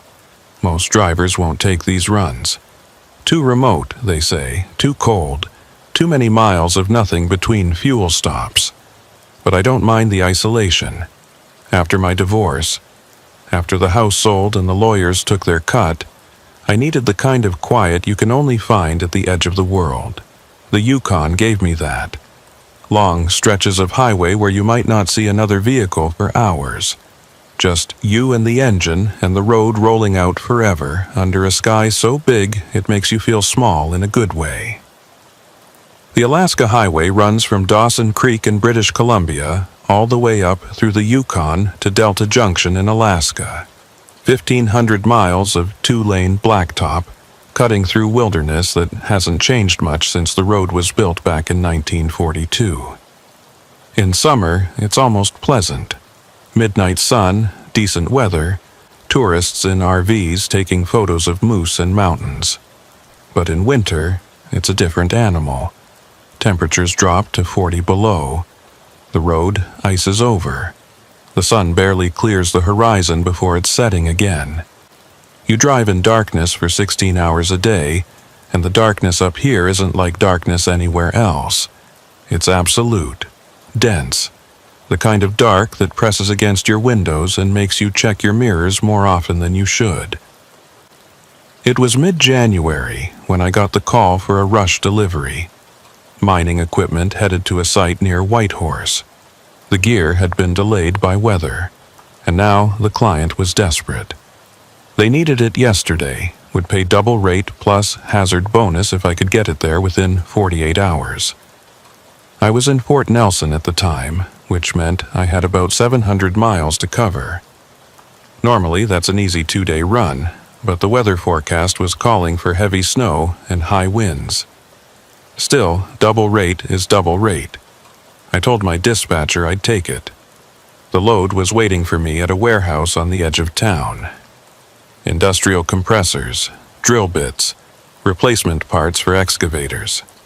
Heavy stuff, but well within my truck's capacity. The warehouse crew helped me get everything strapped down tight. Double-checked the chains, made sure the weight was distributed properly. The foreman, an older guy with a gray beard and tired eyes, watched me work. "You heading up tonight?" he asked. "That's the plan. Might want to reconsider. Storm's supposed to hit around midnight. I'll be ahead of it if I leave now." He shook his head. "Your funeral. Just make sure you got chains, flares, emergency supplies. If you slide off up there, might be days before anyone finds you." "Appreciate the concern," I said, but I'd already made up my mind. The truck was loaded, the paperwork was signed, and I had miles to make. I pulled out of Fort Nelson at 6:15 p.m. The sun had already set, leaving just a thin band of red on the western horizon. By the time I merged onto the Alaska Highway heading north, it was full dark. The temperature gauge on my dash read -22. Outside, it was probably closer to -30 with the wind. I could hear the tires crunching on the frozen snow that had blown across the pavement, that distinctive sound like walking on styrofoam. The highway was empty. No cars, no trucks, nothing. Just my headlights cutting through the darkness and the white line disappearing under my wheels. On both sides, the forest pressed in close, black spruce and lodgepole pine so thick you couldn't see more than a few feet into them. Above, the sky was clear and packed with stars. No moon yet, but the stars were so bright they cast shadows. I settled into the drive, letting my body find that comfortable rhythm where you're not quite thinking, not quite zoned out, just existing in the moment. Hands loose on the wheel, eyes scanning the road ahead. Part of your attention on the mirrors, part on the engine sounds, part on the feel of the tires against the pavement. After 11 years, it's all muscle memory. Your body knows what to do without your brain having to get involved. Around 7:30, I crossed into the Yukon. The border isn't much to look at, just a sign and a small building that's only staffed during daylight hours. I kept rolling, climbing gradually as the highway wound through low hills covered in snow. The road was in good shape, recently plowed, with fresh gravel scattered on the curves. I made good time, keeping my speed around 65 on the straightaways, dropping to 50 on the hills. The first strange thing happened around 8 o'clock. I was listening to the CB radio, monitoring Channel 19 like I always do. Mostly, it's quiet up here. Just the occasional trucker calling out his location or asking about road conditions. But sometimes you'll catch conversations, drivers keeping each other company through the long, dark miles. It helps to hear another human voice, even if they're 100 miles away. The radio had been silent for the past hour. Then, suddenly, a voice cut through. Male, middle-aged, the words clipped and urgent. "Grant, Grant, you copy?" I waited, listening. No response. The voice came again. "Grant, this is dispatch. Come back." Still nothing. I picked up my mic, about to ask if they needed help, when the voice spoke again. "Grant, we're showing you off route. What's your 20? Silence. Just the hiss of static. Then, faintly, another voice. This one sounded far away, like it was coming through from a weak signal. "Still on the highway? Can't see?" "Grant, say again. You're breaking up." Dark. So dark. "Grant, give me mile markers. What's your location?" The signal dissolved into static. I waited for more, but the radio went quiet. Just the soft crackle of empty frequencies. I figured it was some dispatcher trying to reach a driver who'd wandered out of range or lost signal in a valley. Happens all the time up here. The terrain plays hell with radio waves, and cell towers are few and far between. Still, something about the exchange bothered me. The urgency in the dispatcher's voice, the fear in the other voice, the one called Grant. I clicked my mic. "Anyone on 19, this is a northbound truck near the Yukon border. You guys need assistance?" No answer. I tried again. "Dispatch calling for Grant, I'm monitoring 19. Want me to relay a message?" Static. I shrugged and hung the mic back up. Not my problem. If they needed help, they'd ask for it. But over the next hour, I kept hearing fragments of the same conversation. It would come and go, sometimes clear, sometimes buried under interference. Always the same dispatcher, always calling for Grant. And sometimes just barely audible, that second voice responding. Never with complete sentences, never with anything useful. Just fragments. Lost, following the lights, cold. Each time the dispatcher would ask for a location, for mile markers for anything concrete, and each time the response would be garbled or cut off entirely. Around 9:30, I reached a small settlement called Coal River.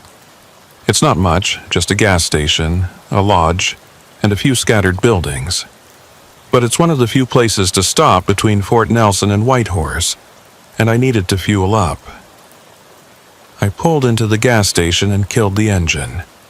The cold hit me like a hammer when I opened the door. It wasn't just cold, it was vicious. The kind of cold that burns your lungs when you breathe, that makes your eyes water and your face ache. I hurried to swipe my card and get the pump running, then jogged to the station building while the tank filled. Inside, it was blazingly warm. The heat turned up so high I could feel my face tingling as the blood returned. A woman stood behind the counter, maybe 40 years old, wearing a heavy sweater and reading a paperback. She looked up when I came in. "Just fueling," I said. "Help yourself to coffee if you want it." "Fresh pot." I poured a cup and stood by the window, watching my truck. The gas station was empty except for my rig and an old pickup parked near the building. No other traffic on the highway. Just the darkness and the cold and the stars overhead. "Quiet tonight?" I said. The woman nodded. "Always is in winter. Lucky to see 1 or 2 vehicles a day this time of year." "You hear anything on the radio? Dispatcher trying to reach someone named Grant?" She frowned. "No, but our CB's been acting weird lately. Getting interference. Voices coming through that don't make sense. Probably sunspot activity or something." "Yeah, probably." I paid for the fuel and coffee, then headed back out into the cold. The pump had stopped, the tank full. I replaced the nozzle and climbed back into the cab, Starting the engine and cranking the heat, my fingers were numb, my face stinging. I sat there for a minute, letting the warmth seep back into me. The CB crackled. Grant, where are you?" I grabbed the mic. "Dispatch, this is a northbound truck at Coal River. I've been hearing you calling for Grant. You want me to keep an eye out?" Nothing, just static. I tried again. "Dispatch, do you copy? I can relay if you need me to." Still nothing. Like they couldn't hear me at all. Like I was shouting into a void. I hung up the mic and pulled back onto the highway. The road ahead was straight and empty, disappearing into the darkness. I pushed the truck up to 70, trying to make up time. Over the next 2 hours, the voice on the radio became more frequent. Every 15 or 20 minutes, the dispatcher would call out for Grant. And every so often, that faint second voice would respond. But the responses were getting stranger, less coherent. Just single words now, spoken so softly I had to turn up the volume to hear them. Grant. Cold. Dark. Help. At 11:45, I reached the Rancheria River. The bridge here is long and high, spanning a gorge where the river cuts through solid rock. In summer, you can see the water rushing below. In winter, it's frozen solid, just a white scar at the bottom of a black chasm. I slowed down to cross the bridge, the truck's weight making the steel girders groan. Halfway across, the CB erupted with static so loud I flinched. Then a voice cut through, clearer than before, almost like someone was sitting in the cab with me. Grant. Not the dispatcher this time. This was different. Mechanical, almost. Like a recording stuck on repeat. Just the name, over and over, echoing across the frequency. Grant. I grabbed the mic. "Who is this? Identify yourself." The voice didn't change, didn't acknowledge me, just kept repeating. Grant. I switched channels, moving from 19 to 17, then to 9. On each channel I could hear it. Faint on some, louder on others, but always there. That same voice, saying the same name, over and over like a mantra or a prayer. Then, as suddenly as it had started, it stopped. The radio went silent. Not even static now, just dead air. I clicked through all the channels. Nothing. Complete silence. I hung up the mic and kept driving, but my hands were shaking. Something about that voice, the way it had repeated the name with no emotion, no inflection, like it was a machine designed to do only one thing. It had crawled under my skin, made the cab feel smaller, made the darkness outside feel heavier. At 12:30 a.m., I saw lights ahead. Another vehicle on the highway, the first I'd seen in hours. As I got closer, I realized it was a semi, heading north like me, but moving slower. I eased off the throttle and kept my distance, not wanting to crowd them. The CB crackled. "Northbound truck behind me, you trying to pass?" Finally, another real voice. I grabbed the mic. "Negative, just following. How's the road ahead?" "Clear and cold." "You hear that weird stuff on the radio earlier?" "Yeah." "Dispatcher looking for someone named Grant. You know anything about it?" "Nope. Been hearing it for the past hour, though. Creepy as hell. Someone's lost out here, I guess." "Maybe. Where you headed?" "White Horse. You?" "Same. Want to run together for a while?" "Sure. Company's good. Been alone out here too long." We drove in convoy for the next hour. His taillights ahead of me, my headlights lighting up his trailer. It felt good to have another driver nearby, someone real and solid. The radio chatter between us was minimal, just occasional check-ins and observations about the road. But it was enough to keep the darkness at bay. Around 1:30 we approached Teslin Lake. The highway runs along the shore here with the frozen lake stretching away to the east. On a clear night like this, you can see across the ice to the mountains on the far side, their peaks lit by starlight. It's beautiful and eerie at the same time, like driving through a landscape that belongs to another world. The driver ahead of me clicked his mic. "I need to pull over for a minute. Got to check my straps." "Copy that. Want me to wait?" "Nah, I'm good. You go ahead. I'll catch up." I watched his truck pull onto the shoulder, hazard lights flashing. I gave him a wave in the mirror and kept rolling, picking up speed as I left him behind. And just like that, I was alone again. The silence felt heavier now, like it had weight. I turned up the heater, even though the cab was already warm, checked the mirrors more often than I needed to.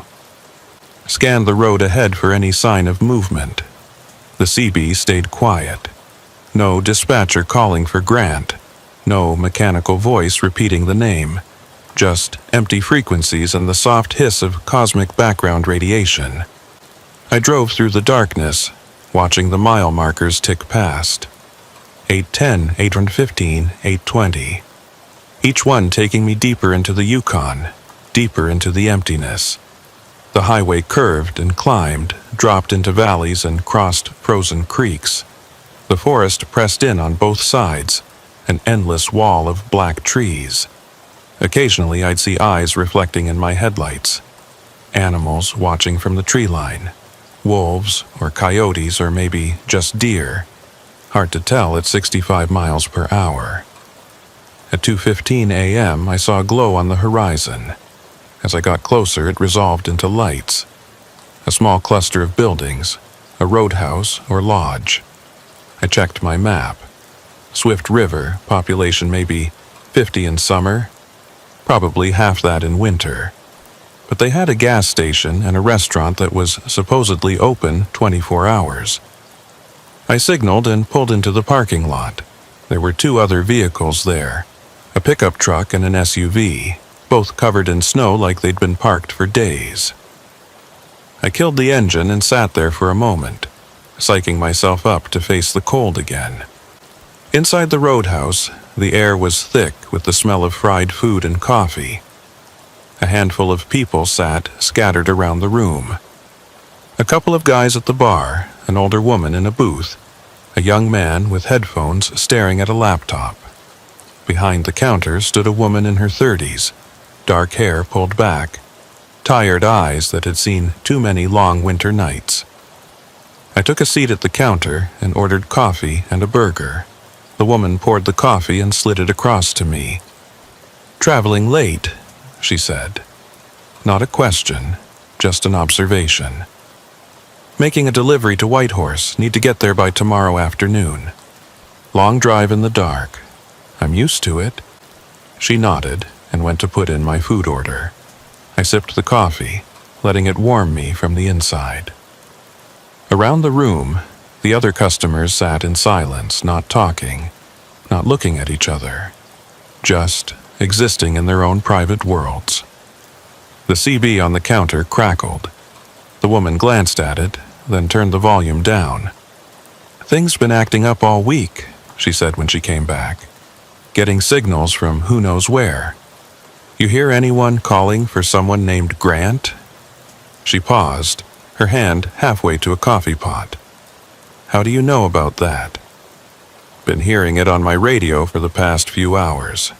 Dispatcher trying to reach a driver. Figured it was someone lost or broken down." The woman set the coffee pot down and leaned against the counter. "We've been hearing it for 3 days now. Started Monday night. Same voice, same name, over and over.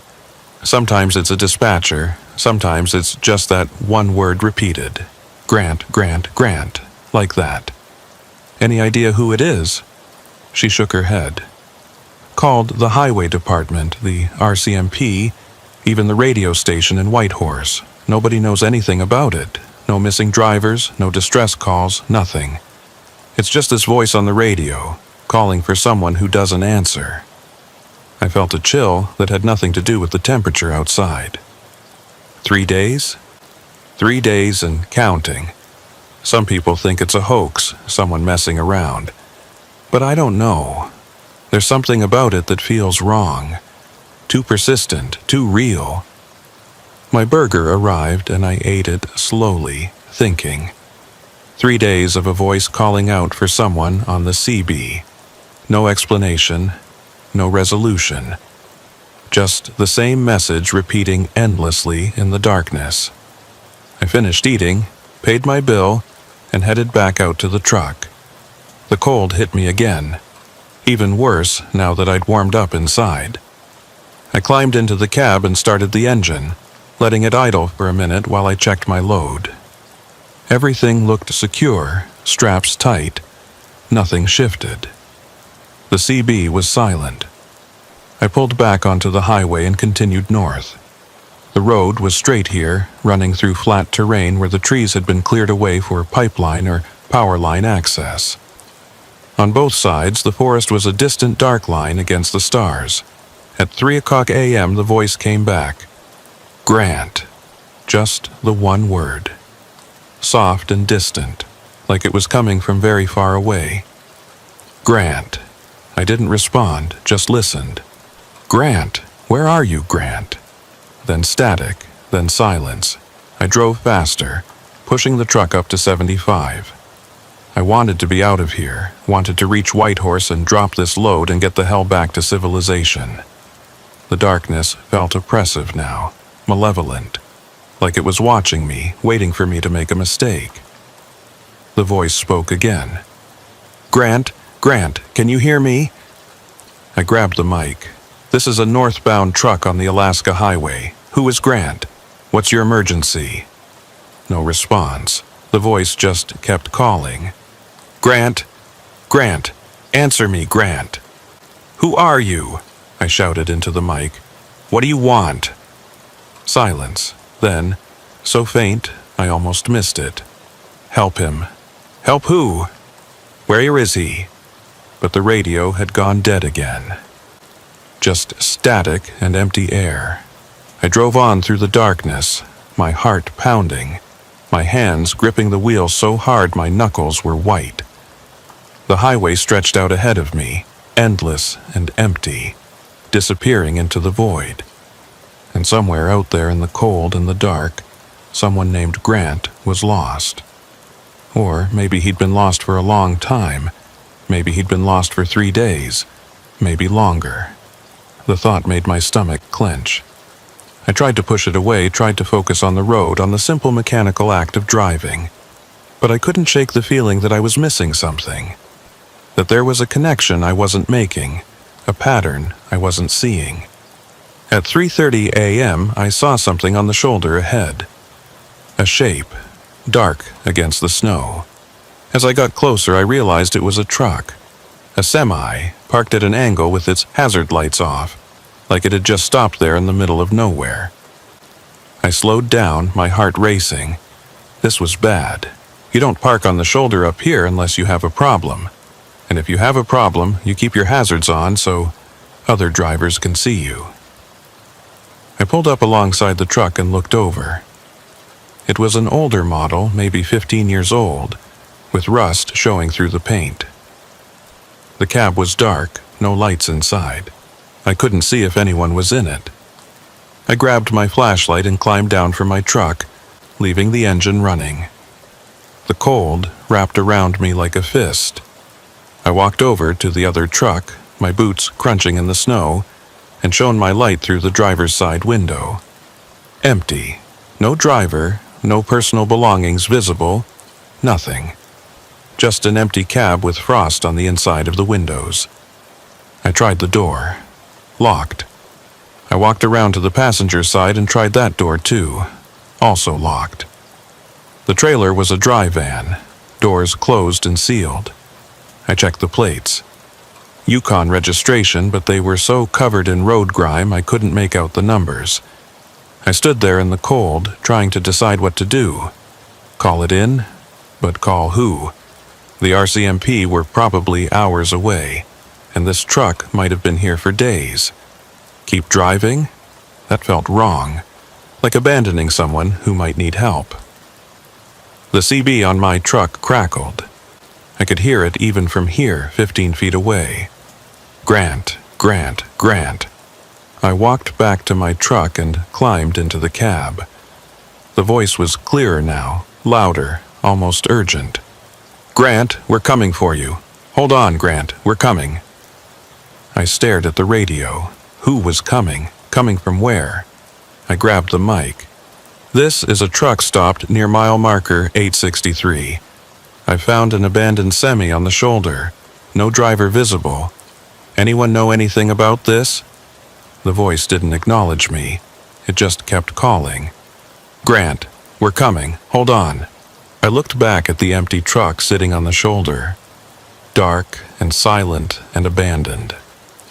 Then I looked at my own truck, warm and running and full of light. And I made a decision. I put my truck in gear and pulled back onto the highway. I didn't call it in. I didn't wait around to see if anyone showed up. I just drove. Because sometimes on these roads, you're better off not knowing. Better off keeping your eyes forward and your wheels moving. Better off trusting your instincts when they tell you that something is deeply, fundamentally wrong. The voice followed me for another hour, calling out for Grant, promising help was coming, saying, hold on just a little longer. And I drove through the darkness, watching the mile markers tick past, counting down the distance to Whitehorse, because I needed to get there. Needed to be somewhere with lights and people and solid ground under my feet. Somewhere that wasn't this endless frozen highway with its abandoned trucks and its voices in the dark. Somewhere safe, if such a place existed anymore. I reached the outskirts of Whitehorse around 5:30 a.m. The sky was still black, no hint of dawn yet, but the city lights created a glow on the horizon that felt like salvation. After hours of driving through absolute darkness, seeing those lights made my chest loosen, made me realize how tight I'd been holding myself together. But I wasn't going straight to the warehouse. The delivery wasn't scheduled until noon, and I was running ahead of schedule despite everything. I needed to stop, needed to get out of the cab, needed to be around other people for a while.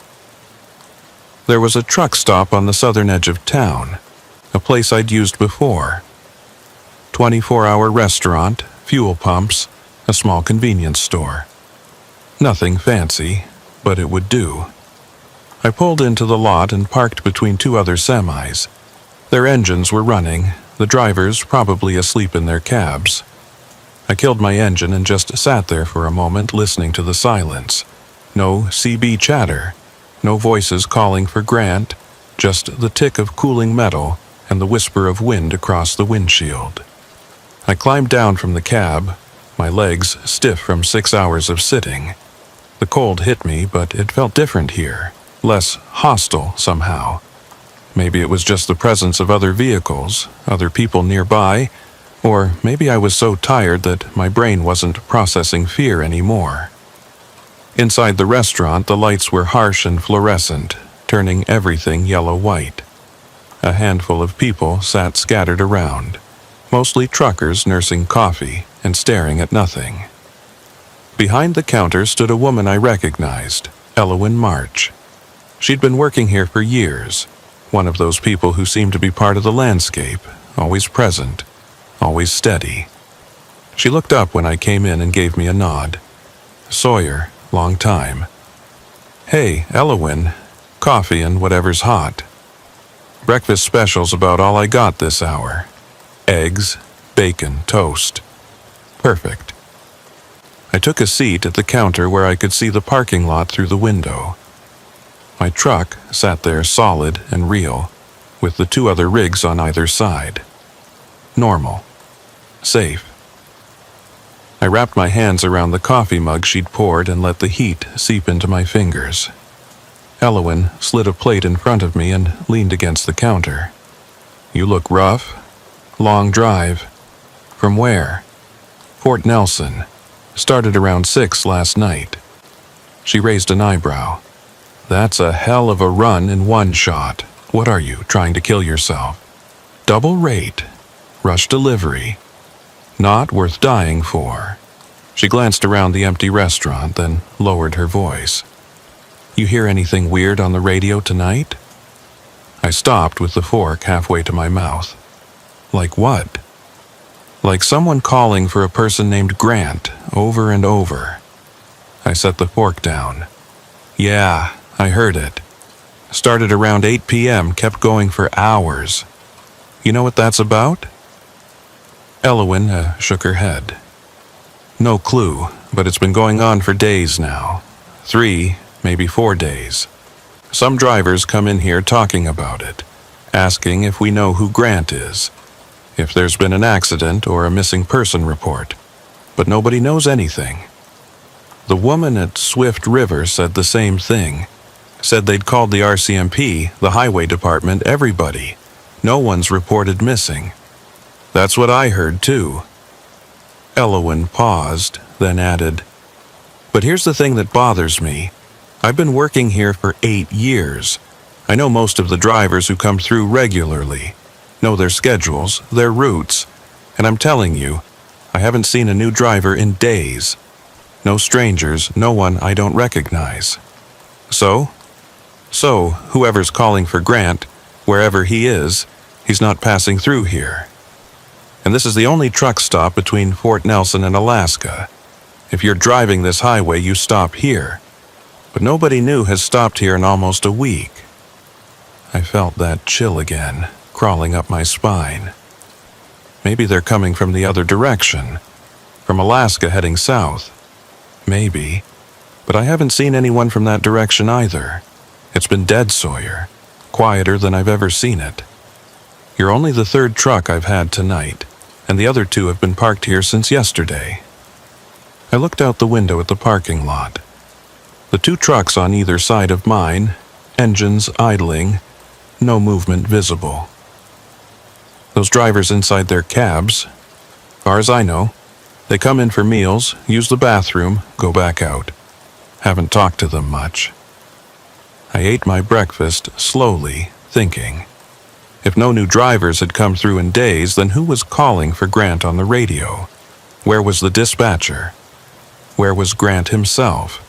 The one who occasionally responded with those broken fragments?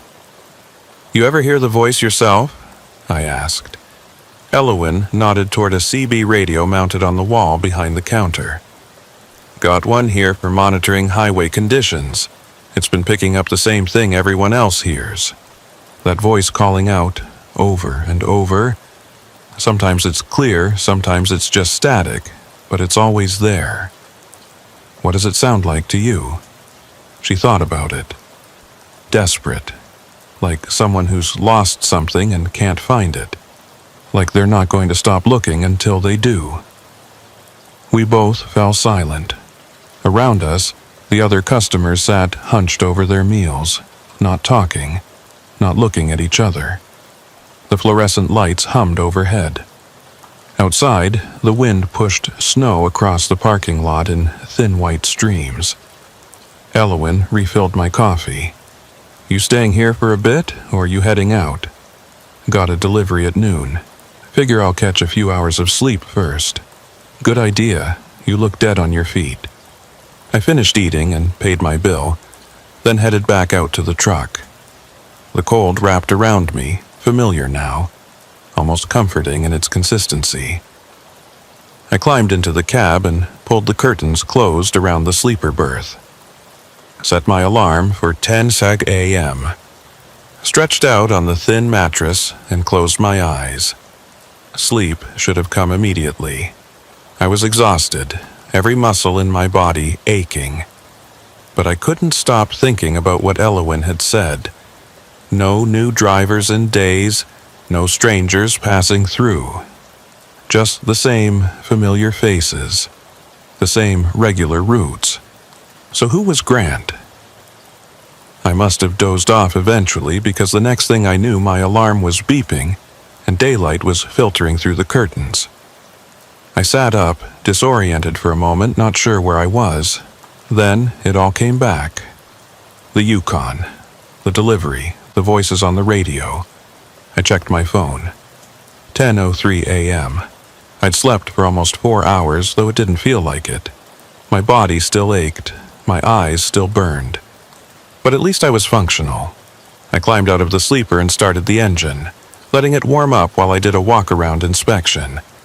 Everything looked good, straps still tight, tires properly inflated.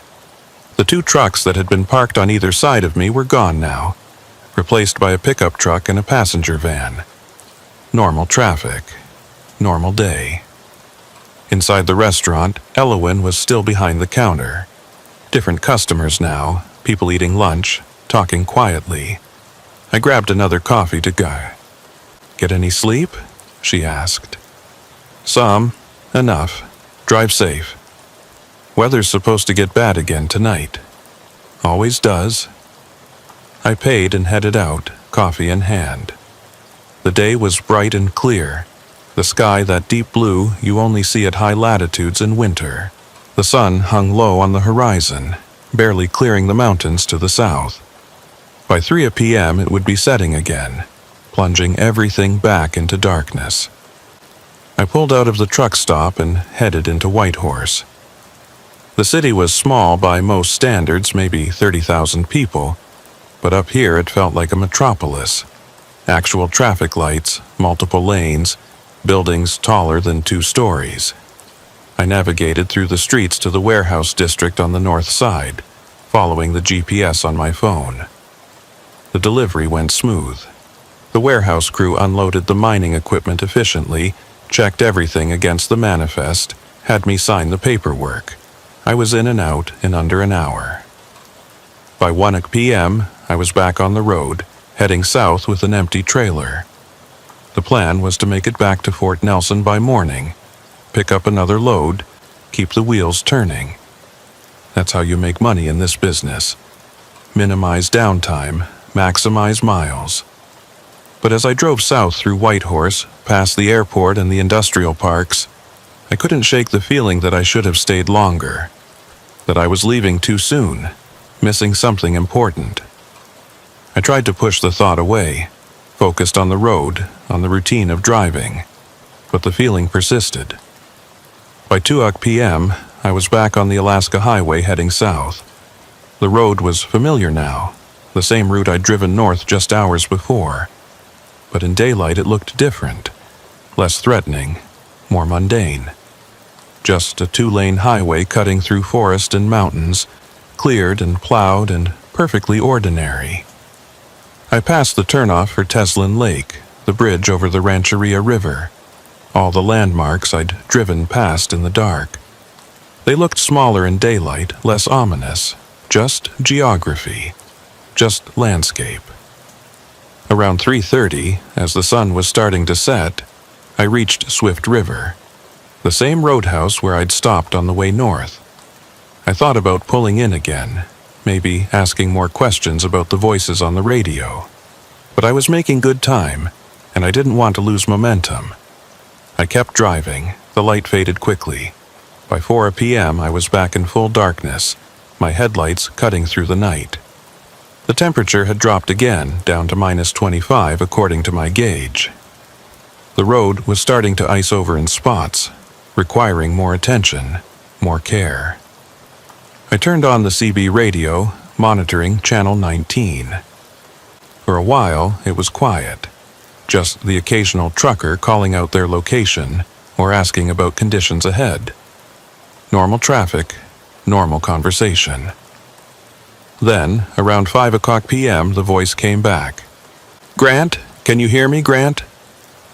I felt my hands tighten on the wheel. Not again. I thought maybe it was over, that whatever had been happening the night before had resolved itself. But here it was again, that same desperate voice calling out into the darkness. "Grant, please respond. We need to know where you are." I picked up the mic. "This is a southbound truck on the Alaska Highway. Who is this? What's your emergency?" No response. The voice just kept calling. "Grant, Grant, answer me." "Who is Grant?" I tried again. "What agency are you with?" Still nothing. Like I was invisible, inaudible. Like my voice wasn't reaching anyone, I clicked through other channels.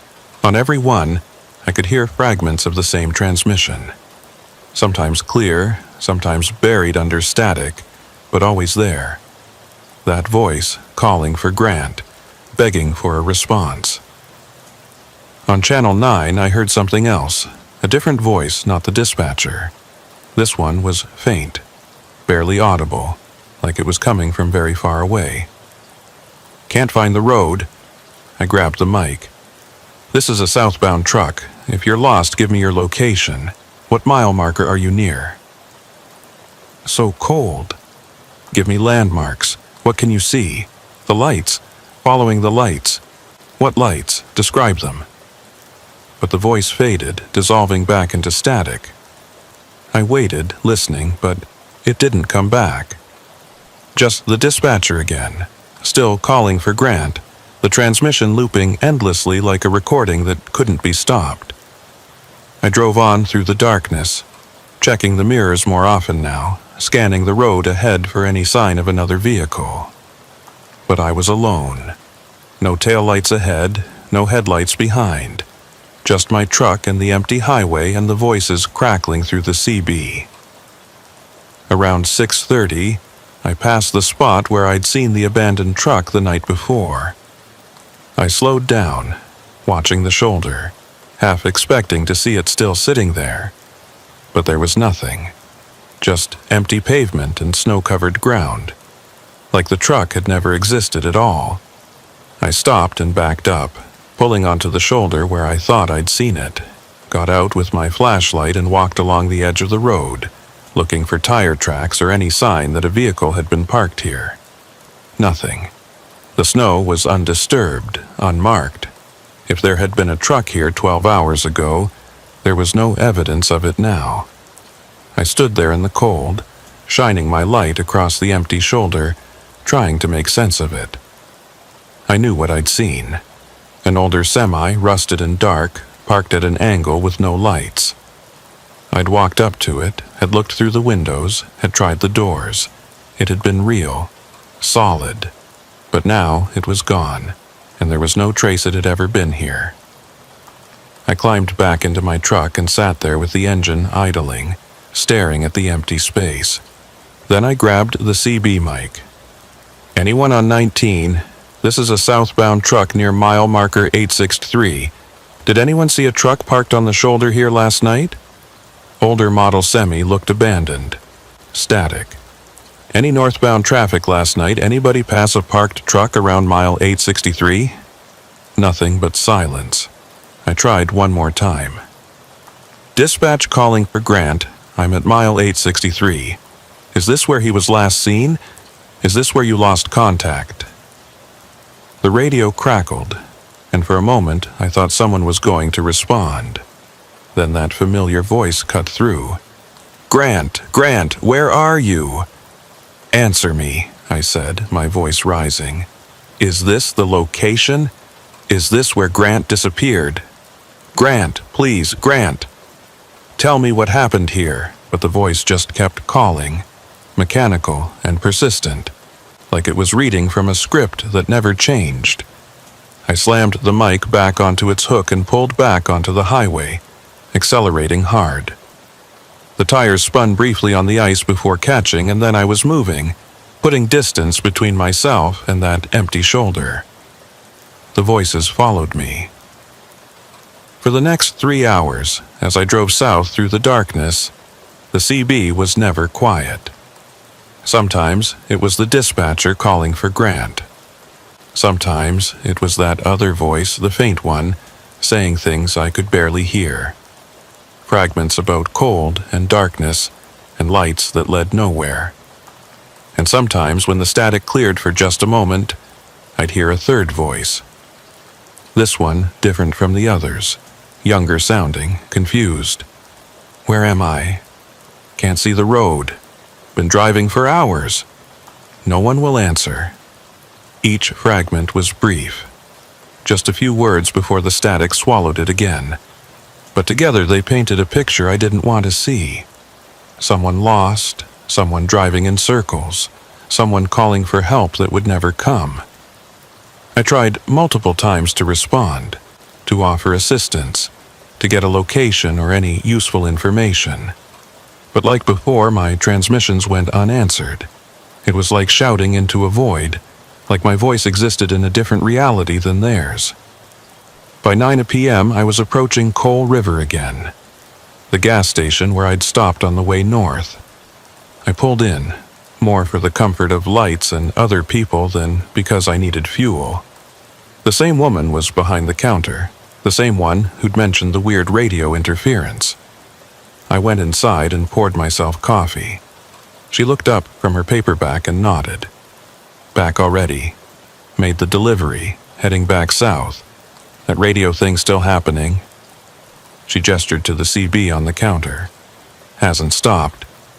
Still calling for Grant, still no answer. You ever hear other voices? Besides the dispatcher? Sometimes. Sounds like someone responding, but it's too faint to make out. Why? I wrapped my hands around the coffee cup.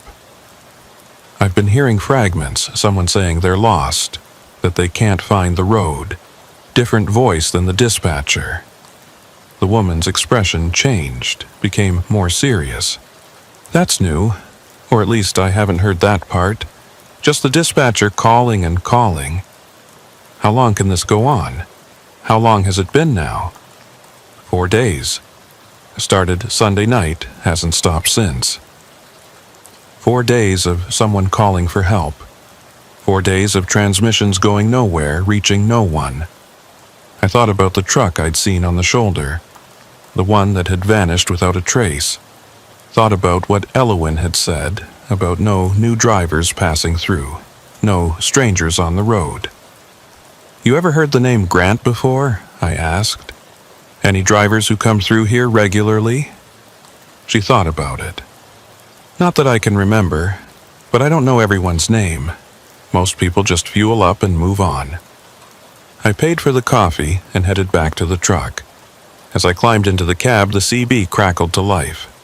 Grant, this is your last chance. Tell us where you are. The voice sounded different now. Less patient, more urgent, almost angry. Grant, we're running out of time. Time for what? I asked the radio, knowing I wouldn't get an answer. And I didn't. The voice went silent, and for the first time in hours, the radio was completely quiet. No static, no voices, nothing. Just dead air. I sat there listening to the silence, and somehow it was worse than the voices had been. At least the voices meant someone was out there, even if I couldn't reach them. The silence meant abandonment, meant giving up. I started the engine and pulled back onto the highway. I wanted to get as far south as possible before I had to stop for the night. Wanted to put distance between myself and whatever was happening on these roads. But around 10:30, exhaustion caught up with me. I'd been awake for more than 20 hours, had driven almost 800 miles, and my body was shutting down. I found a pullout near the border, a small rest area with a few parking spots and an outhouse. 2 other trucks were already parked there, engines idling. I backed in between them and killed the engine. Pulled the curtains closed, set my alarm, stretched out in the sleeper. This time, I fell asleep almost immediately, too tired to worry about voices or abandoned trucks or anything else. I woke to silence. Complete, absolute silence. My alarm wasn't beeping. The engine wasn't running. I couldn't hear the wind or the other trucks or anything at all. I sat up, disoriented. Something felt wrong. I pulled back the curtain and looked out. The parking lot was empty. The 2 trucks that had been on either side of me were gone. No tire tracks, no sign they'd ever been there. Just empty, snow-covered pavement and darkness beyond. I checked my phone. 3:47 a.m. I'd slept for almost 5 hours, but my alarm should have gone off at 5 o'clock. Why was I awake? Then I heard it. Not through the CB this time, but outside. A voice, distant and muffled, calling through the darkness. Grant! I grabbed my flashlight and climbed out of the cab. my heart pounding. The cold hit me, but I barely felt it. I shone my light across the parking lot, across the empty spaces where the other trucks had been. "Grant," the voice was coming from the trees, from the forest beyond the rest area. I walked toward it, my boots crunching in the snow, my flashlight beam cutting through the darkness. "Grant, where are you?" I reached the edge of the parking lot and stopped. The trees were thick here, the forest impenetrable, but I could hear the voice clearly now, coming from somewhere in those trees. Not far, maybe 50 yards, close enough that I should be able to see whoever was calling, but I saw nothing, just darkness and tree trunks and snow. "Hello?" I called out. "Do you need help?" The voice didn't respond to me. It just kept calling. "Grant, Grant." I took a step into the trees, following the voice. Then another step. The flashlight beam bounced off tree trunks and reflected off snow. Shadows moved at the edge of the light, but they were just branches swaying in the wind. Grant. Closer now. Maybe 30 yards. I could almost see where it was coming from. I took another step, pushing through a low branch. Snow fell on my head, cold and shocking. I brushed it off and kept moving. "Grant!" 20 yards. Right ahead, just beyond that cluster of spruce trees. I pushed forward, my breath coming in white clouds, my hands numb despite my gloves. The voice was so close now I should be able to see whoever was making it. Should be able to reach out and touch them.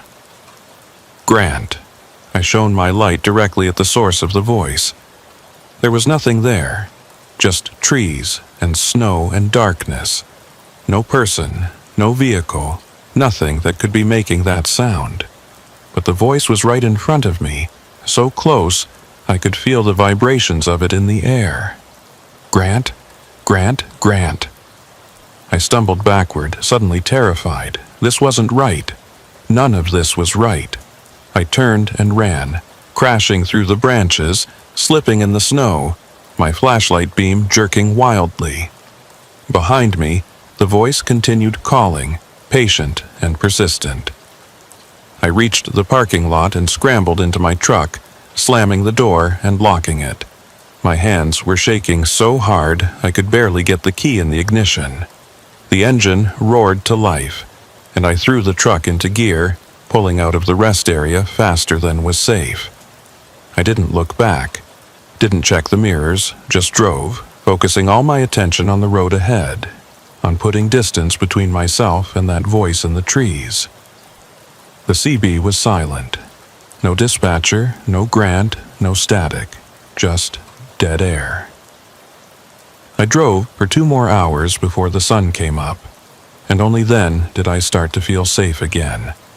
The daylight revealed a normal highway, normal trees, normal world, but I knew what I'd heard, knew what I hadn't seen. Something was out there in those woods, something that wore voices like masks, that called for people who might not exist, that lived in the spaces between stations and frequencies, and I wanted nothing more to do with it. I reached Fort Nelson around 10 o'clock a.m. and went straight to the dispatcher's office. Told him I needed a week off, that I was exhausted and needed to rest. He could see it in my face, could hear it in my voice. He didn't argue. I drove to my apartment, parked the truck, and went inside. Drew all the curtains, unplugged the phone, turned off my cell. I needed silence. Real silence, not the kind that hides voices. For 3 days, I didn't leave the apartment. Didn't turn on the radio, didn't check the CB, didn't do anything except sleep and eat and try to forget. But I couldn't forget the voice in the trees. Couldn't stop wondering who Grant was, or if he'd ever existed at all. And I couldn't shake the feeling that somewhere out there on the Alaska highway, in the darkness between the cities, something was still calling, still looking, still waiting for an answer that would never come. A week passed before I could bring myself to get back in the truck. 7 days of staring at walls, jumping at every sound, checking the locks on the doors multiple times before going to bed. My dispatcher called twice, asking when I'd be ready to roll again. I told him I needed more time. He said fine, but the jobs wouldn't wait forever. On the 8th day, I woke up and realized I couldn't hide anymore. Bills don't pay themselves, and I wasn't independently wealthy.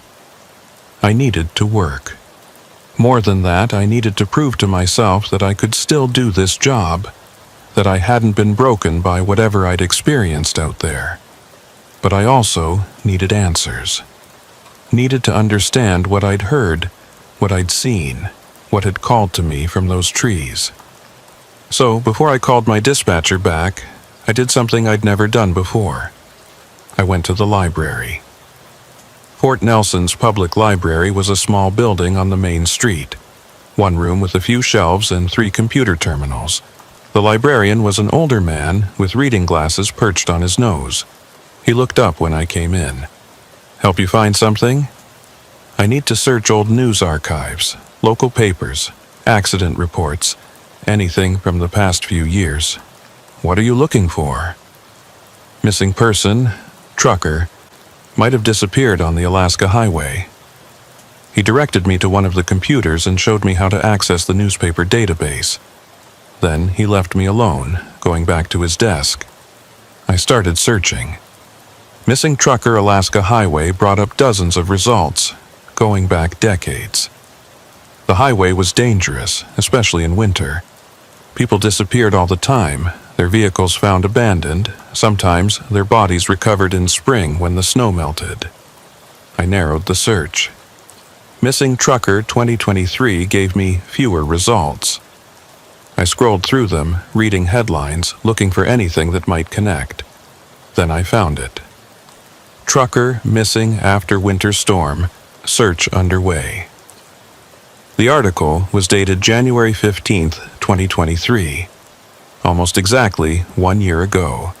I clicked on it and started reading. RCMP are searching for Grant Holloway, 38, a commercial truck driver from Prince George, BC, who was reported missing after failing to complete a delivery to Whitehorse. Holloway was last seen at a fuel stop in Fort Nelson on the evening of January 13th, when he told staff he was heading north despite deteriorating weather conditions.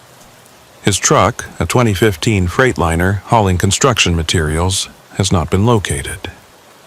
The last confirmed radio contact was at approximately 9:00 p.m. on January 13th, when Holloway reported his location as near mile marker 863 on the Alaska Highway.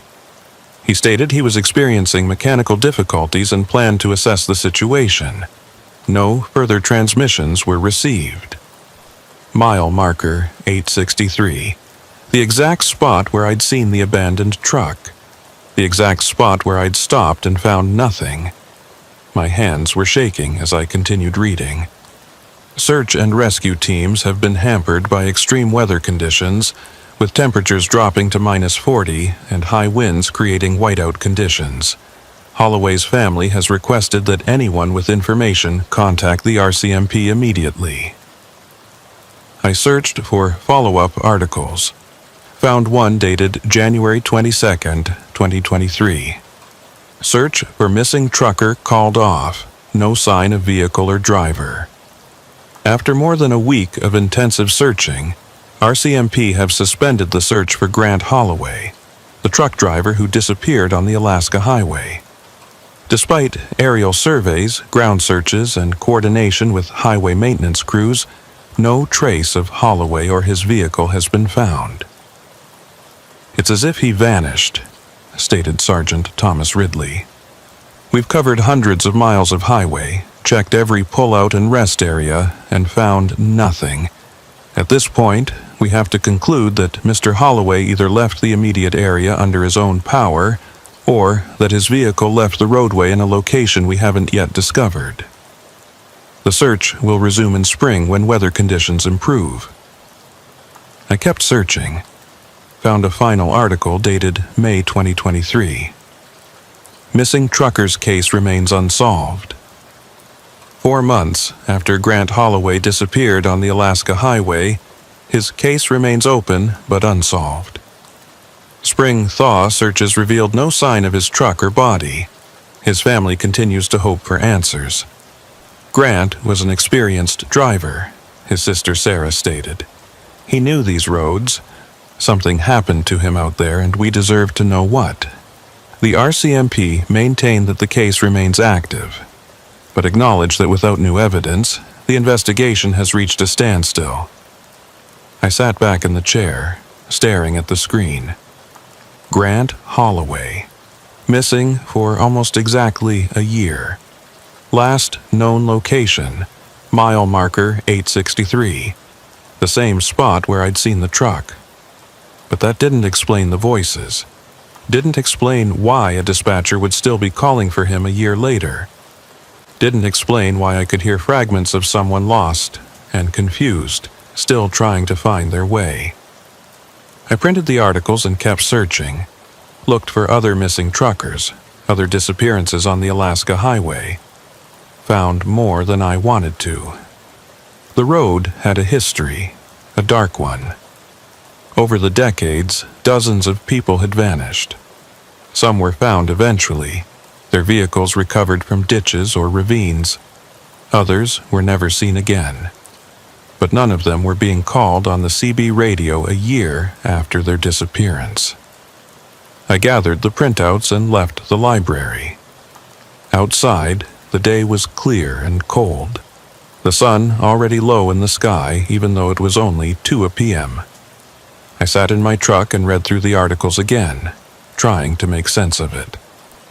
Grant Holloway, 38 years old, experienced driver. Last seen heading north into a storm.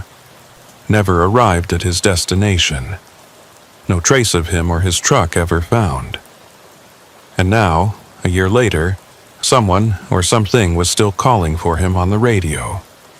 I pulled out my phone and searched for Sarah Holloway, the sister mentioned in the article. Found a Facebook profile for a woman in Prince George. Sent her a message, not really expecting a response. My name is Sawyer Reddick.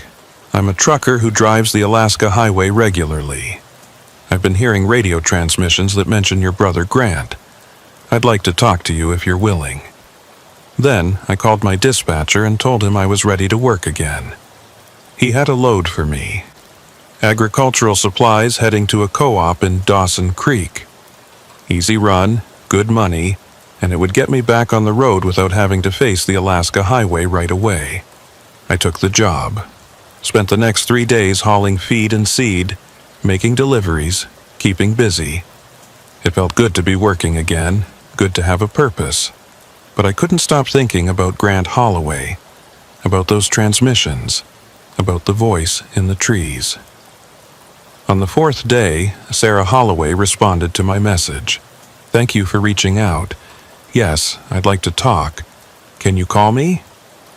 She included her phone number. I pulled over at a rest stop and called her, my heart pounding for reasons I couldn't quite name. She answered on the second ring. Hello?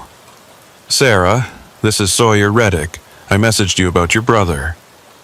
Yes, thank you for calling. Her voice was tired, worn down by a year of grief and uncertainty. You said you've been hearing transmissions about Grant.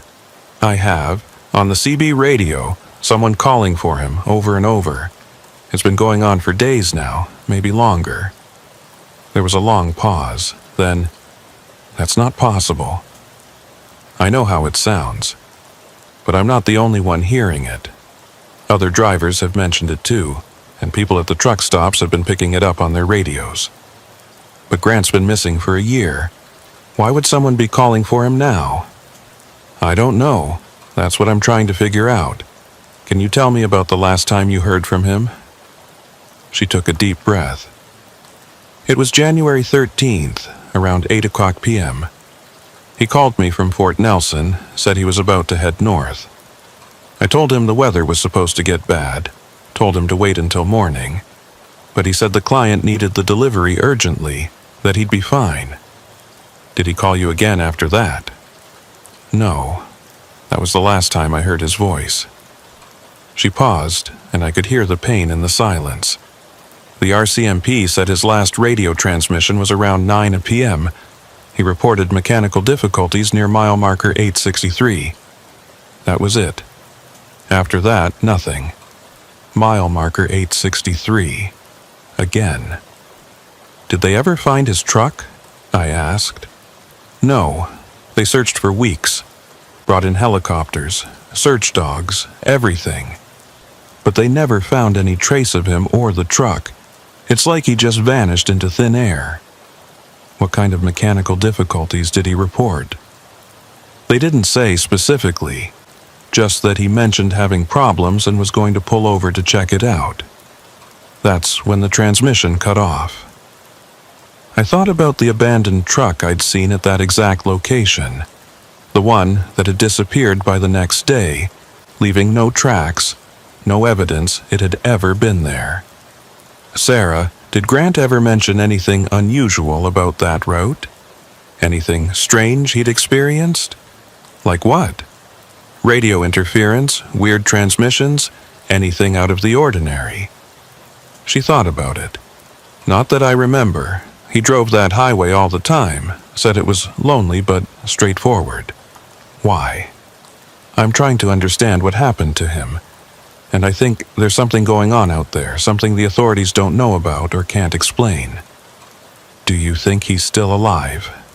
The hope in her voice was heartbreaking. I don't know, but I'm going to find out.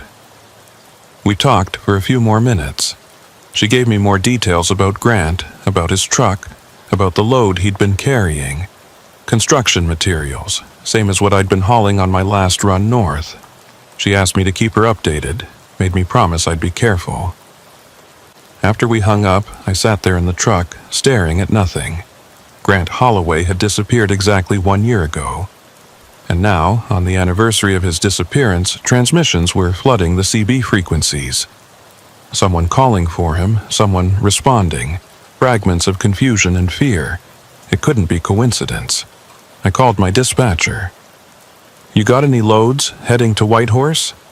When? Now. Today, as soon as possible. He was silent for a moment. Thought you wanted to avoid that route for a while. Changed my mind. I need to go back. There's a load leaving tomorrow morning. Emergency medical supplies, same as last time. Same client, same route. I'll take it. Sawyer, you sure about this? You sounded pretty shook up last time. I'm sure. Send me the details. He did, and I confirmed. Then I spent the rest of the day preparing. Checked the truck thoroughly, made sure everything was in perfect working order. Bought extra fuel cans, emergency supplies, flares, a better flashlight, extra batteries. I wasn't taking any chances this time. That night, I barely slept. Kept thinking about Grant Holloway, about what might have happened to him. Kept hearing that voice in my head, calling out in the darkness. Grant. Grant. Where are you? I left Fort Nelson at 6 o'clock a.m. The load was waiting, same warehouse as before. Same foreman with the gray beard, who looked at me with concern. You're the guy who made that run in the storm a couple weeks back. That's me. Heard you had a rough time of it. It was interesting. Well, weather's supposed to be clear tonight. Should be an easier run. I nodded and finished securing the load, but I knew the weather wasn't what I needed to worry about. By 7:30 a.m., I was on the Alaska Highway heading north. The sun was just coming up, painting the sky pink and orange. The road was clear. Traffic light. Normal conditions. Normal day. But as the miles rolled past, as I got closer to the Yukon border, I felt the tension building in my chest. I was going back to the place where I'd heard those voices, where I'd seen that ghost truck, where Grant Holloway had vanished exactly 1 year ago. I crossed into the Yukon around noon. The CB had been quiet all morning, just occasional check-ins from other drivers, but as I passed the border sign I heard it. Faint at first. barely audible under the static. Then clearer. Grant. Just the name, spoken softly, like a question. Grant. I grabbed the mic. This is a northbound truck just over the Yukon border. Who is this? No response. Just that voice repeating the name. Grant. I kept driving, my hands tight on the wheel. The voice continued, sometimes clear, sometimes fading, but always there, patient and persistent. By 2:00 p.m., I was approaching mile marker 863. My heart was pounding, my mouth dry. I slowed down, scanning the shoulder for any sign of a vehicle, but there was nothing. Just empty road and snow-covered ground. I pulled onto the shoulder exactly where I'd seen the truck before, killed the engine, and sat there, listening.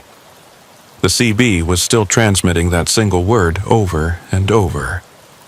Grant, Grant, Grant. I climbed out of the cab with my flashlight, even though it was still daylight.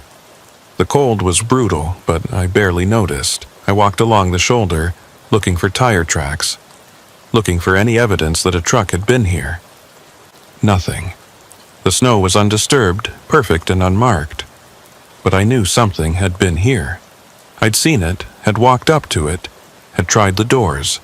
It had been real. I walked into the trees, following the same path I'd taken when I'd heard the voice calling.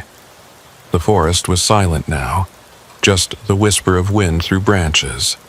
I pushed deeper, maybe 50 yards, until I reached the spot where the voice had seemed to originate. And I found something. Hanging from a tree branch, almost invisible against the bark, was a small metal tag, the kind truckers attach to their keychains, with their name and company information stamped on it. I pulled it down and brushed off the snow. Grant Holloway, Northland Freight, Prince George, BC. My hands were shaking as I stared at it. This was his. This had belonged to the missing driver. But how had it gotten here, 50 yards into the forest? And why was it hanging from a tree branch like someone had placed it there deliberately? I looked around, suddenly aware of how alone I was, how far from help. The trees pressed in close, their branches interlocking overhead. The sky was barely visible through the canopy. The CB in my truck crackled, loud enough that I could hear it from here. Grant, we know where you are now. I ran back to the truck, crashing through the branches, slipping in the snow. Climbed into the cab and grabbed the mic. Who is this? What do you know about Grant Holloway? The voice didn't acknowledge me. It just kept speaking, and for the first time it said something different. Grant, it's time. It's been long enough. You need to answer. Answer what? I shouted into the mic. Grant, last chance. Tell us where you are, or we're coming to find you.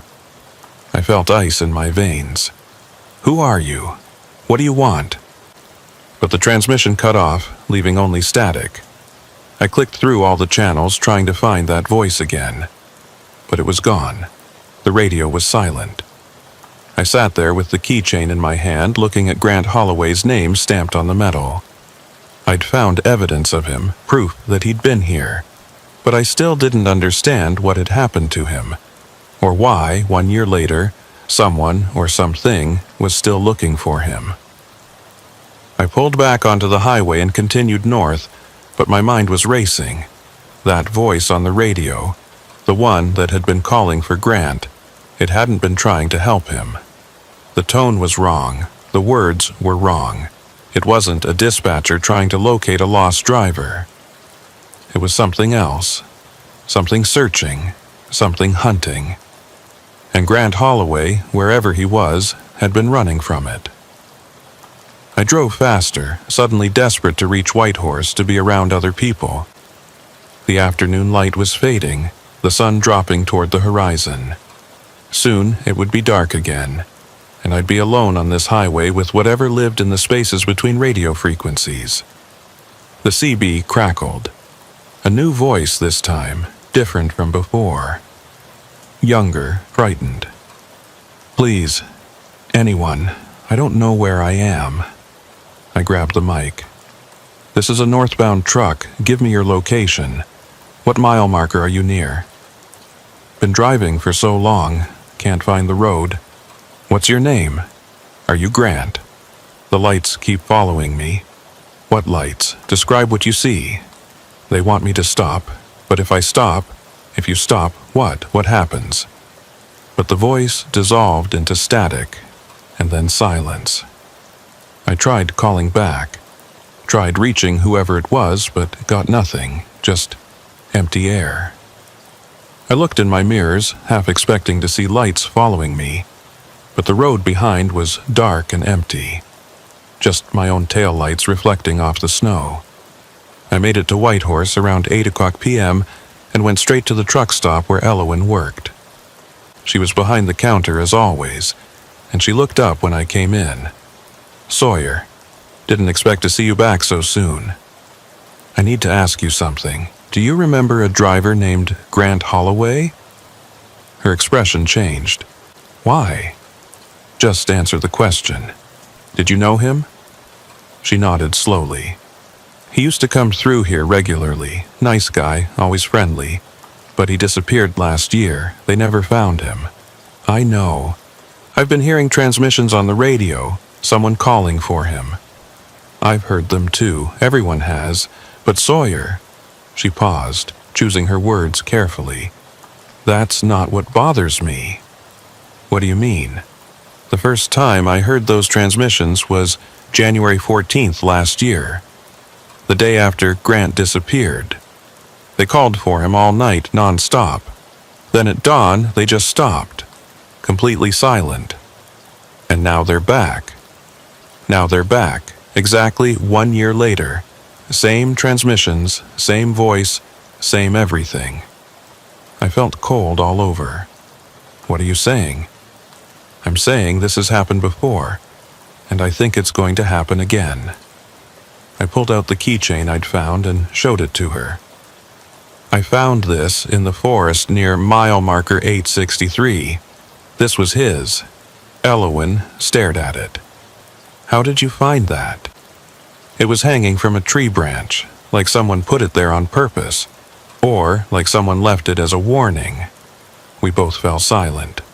Around us, the truck stop continued its normal operations. Drivers coming and going, food being served, fuel being pumped. Normal life. Normal world. But I knew better now. I knew that just beyond the lights, just past the edge of civilization, something else existed. Something that called out names in the darkness, that left clues in the forest that waited for people to answer. And Grant Holloway, wherever he was, had never answered. Or maybe he had, and that was worse. I ordered coffee and sat at the counter thinking. The keychain sat in front of me, Grant's name catching the fluorescent light. Tomorrow, I'd make my delivery and head back south. Back to Port Nelson, back to safety. But I knew I couldn't leave it alone. Couldn't walk away from this mystery, from these voices, from whatever had happened to Grant Holloway. Because if I did, it might happen to someone else. It might happen to me. The CB on the counter crackled softly. Elowen and I both looked at it. For a moment, there was only static. Then faintly, Grant. We're so close now. So very close. And I realized that whatever was looking for Grant Holloway had been searching for an entire year, and it wasn't going to stop until it found him, or until it found something else instead. I stayed in Whitehorse for 2 days, made my delivery, checked into a cheap motel, spent the time trying to decide what to do next. The keychain sat on the nightstand, Grant Holloway's name staring at me every time I woke up. I'd taken it from that tree in the forest, and now it felt like a responsibility I couldn't put down. On the second night, I called Sarah again. I found something, I told her. Your brother's keychain. It was in the forest near where he disappeared. She was quiet for a long moment. How far into the forest? Maybe 50 yards from the highway, hanging from a tree branch. That doesn't make sense. Grant would never leave his keys behind. And why would he go into the forest? I don't think he left them voluntarily. What do you mean? I hesitated, trying to find the right words. Sarah, I think something happened to your brother out there. Something that can't be explained easily. I've been hearing these transmissions, these voices calling for him, and now I'm starting to understand that they're not trying to help him. They're trying to find him. Find him for what? I don't know, but I'm going to figure it out. Sawyer, please be careful. I've already lost my brother. I don't want someone else getting hurt trying to help him. I'll be careful, but I need to know what happened. I need to understand. We talked for a while longer, and she told me more about Grant. How he'd loved the solitude of long-haul trucking. How he'd always said the highway was where he felt most at peace. How he'd driven the Alaska highway dozens of times without incident. Until the night he didn't come home. After we hung up, I lay in bed staring at the ceiling. The motel room was quiet. Just the hum of the heating unit and the occasional sound of traffic outside. But in my mind, I kept hearing that voice on the CB. Grant. Grant. We're so close now. What were they close to? What were they looking for? The next morning, I checked out of the motel and headed back to the truck stop. Elowen was there, as always. I sat at the counter and ordered breakfast. You look terrible, she said. Haven't been sleeping well. Still thinking about Grant? I nodded. Can I ask you something? That night, he disappeared. Did you see him? Did he stop here? He did. Came in around 7:30, grabbed coffee and a sandwich. We talked for a few minutes. He seemed fine, normal. Said he was heading to Whitehorse, had a tight delivery window. Did he mention anything unusual? Anything about the radio, or seeing strange things on the road? She thought about it. Not that I remember. But there was one thing that struck me as odd. When he was leaving, he looked out at the parking lot and just stood there for a minute, like he was seeing something. I asked if he was okay, and he said, yeah, just tired. But the look on his face... She trailed off. What kind of look? Like he was afraid of something, or like he was recognizing something he'd been dreading. I felt a chill run through me. Did you ask him about it? I tried, but he just smiled and said he was fine. Then he left. That was the last time anyone saw him. I finished my breakfast and paid. Before I left, I asked Elowen one more question. If you could tell Grant one thing right now, what would it be? She didn't hesitate.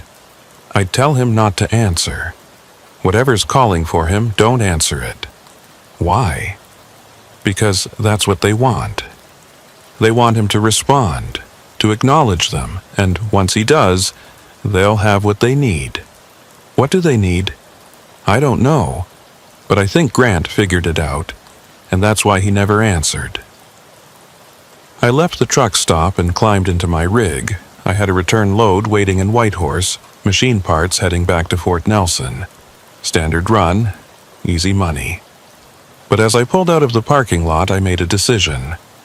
I was going to stop at mile marker 863 one more time.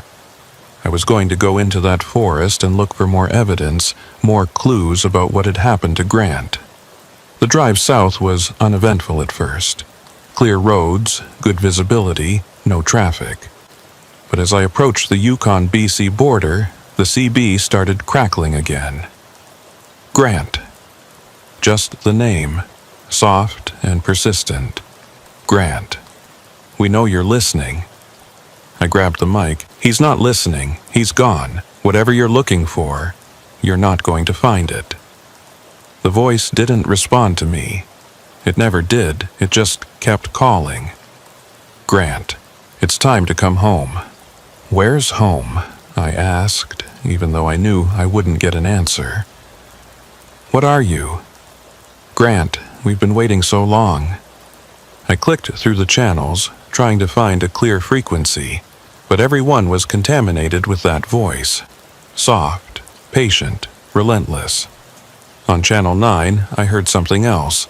That other voice, the frightened one. I can see them now. I grabbed the mic. See who? What do you see? They're all around, in the trees. Where are you? Give me your location. I think they've been here the whole time. Waiting. Waiting for what?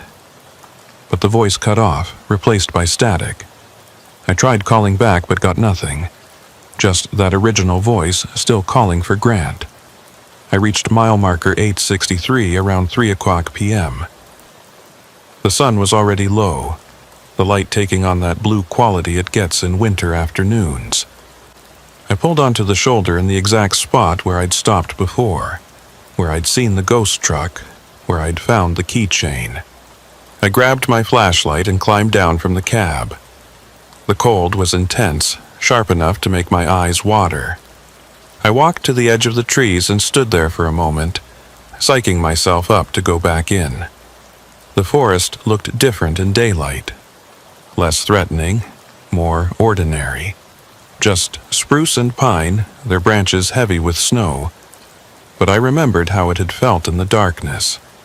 How the voice had called from inside. How I'd found nothing when I'd reached the source. I pushed into the trees, following the same path as before. The snow was deeper here, undisturbed except for my own tracks from a few days ago. I could see where I'd stumbled, where I'd run back toward the truck. The prints led straight to the tree where I'd found the keychain. I stood there looking up at the branch. The keychain was gone, of course. I had it in my pocket. But there was something else now, something I hadn't noticed before. Scratches on the tree bark, like someone had carved into it with a knife or a sharp rock. I brushed away the snow and ice that had accumulated, and the scratches became clearer. They weren't random, they were words. Don't answer. My hands were shaking as I traced the letters. This was a message, a warning. Grant had been here, had left this behind. But when? How? I looked around the clearing, really seeing it for the first time. There were more trees with marks on them. I went to the nearest one and brushed away the snow. They're not real. Another tree. Don't believe the lights. Another? Keep driving. I stood in the center of the clearing, surrounded by these messages, these warnings carved into bark. Grant had been here. He'd survived long enough to leave these signs. But what had happened after that? The CB in my truck crackled, loud enough that I could hear it from here. Grant, we found your messages. I ran back to the truck, my heart pounding, climbed into the cab and grabbed the mic. What do you want with him? Grant, your messages won't help. They never do. Answer me. What are you? The voice changed, became layered, like multiple voices speaking at once. We are the road, Grant. We are the darkness between the lights. We are what waits when you're alone. I felt ice in my veins. You're not real. You're just interference, just signals crossing. Is that what you tell yourself, Sawyer? It knew my name. We know all the names, Grant, Sawyer. Everyone who drives these roads alone. Everyone who listens too long to the silence. I sat there frozen, the mic in my hand, unable to speak. Grant tried to ignore us, tried to keep driving, tried to pretend we weren't there, but eventually everyone answers. Eventually everyone stops. What happens when they stop?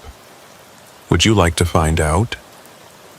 I slammed the mic back onto its hook and started the engine. My hands were shaking so badly I could barely get the key in the ignition.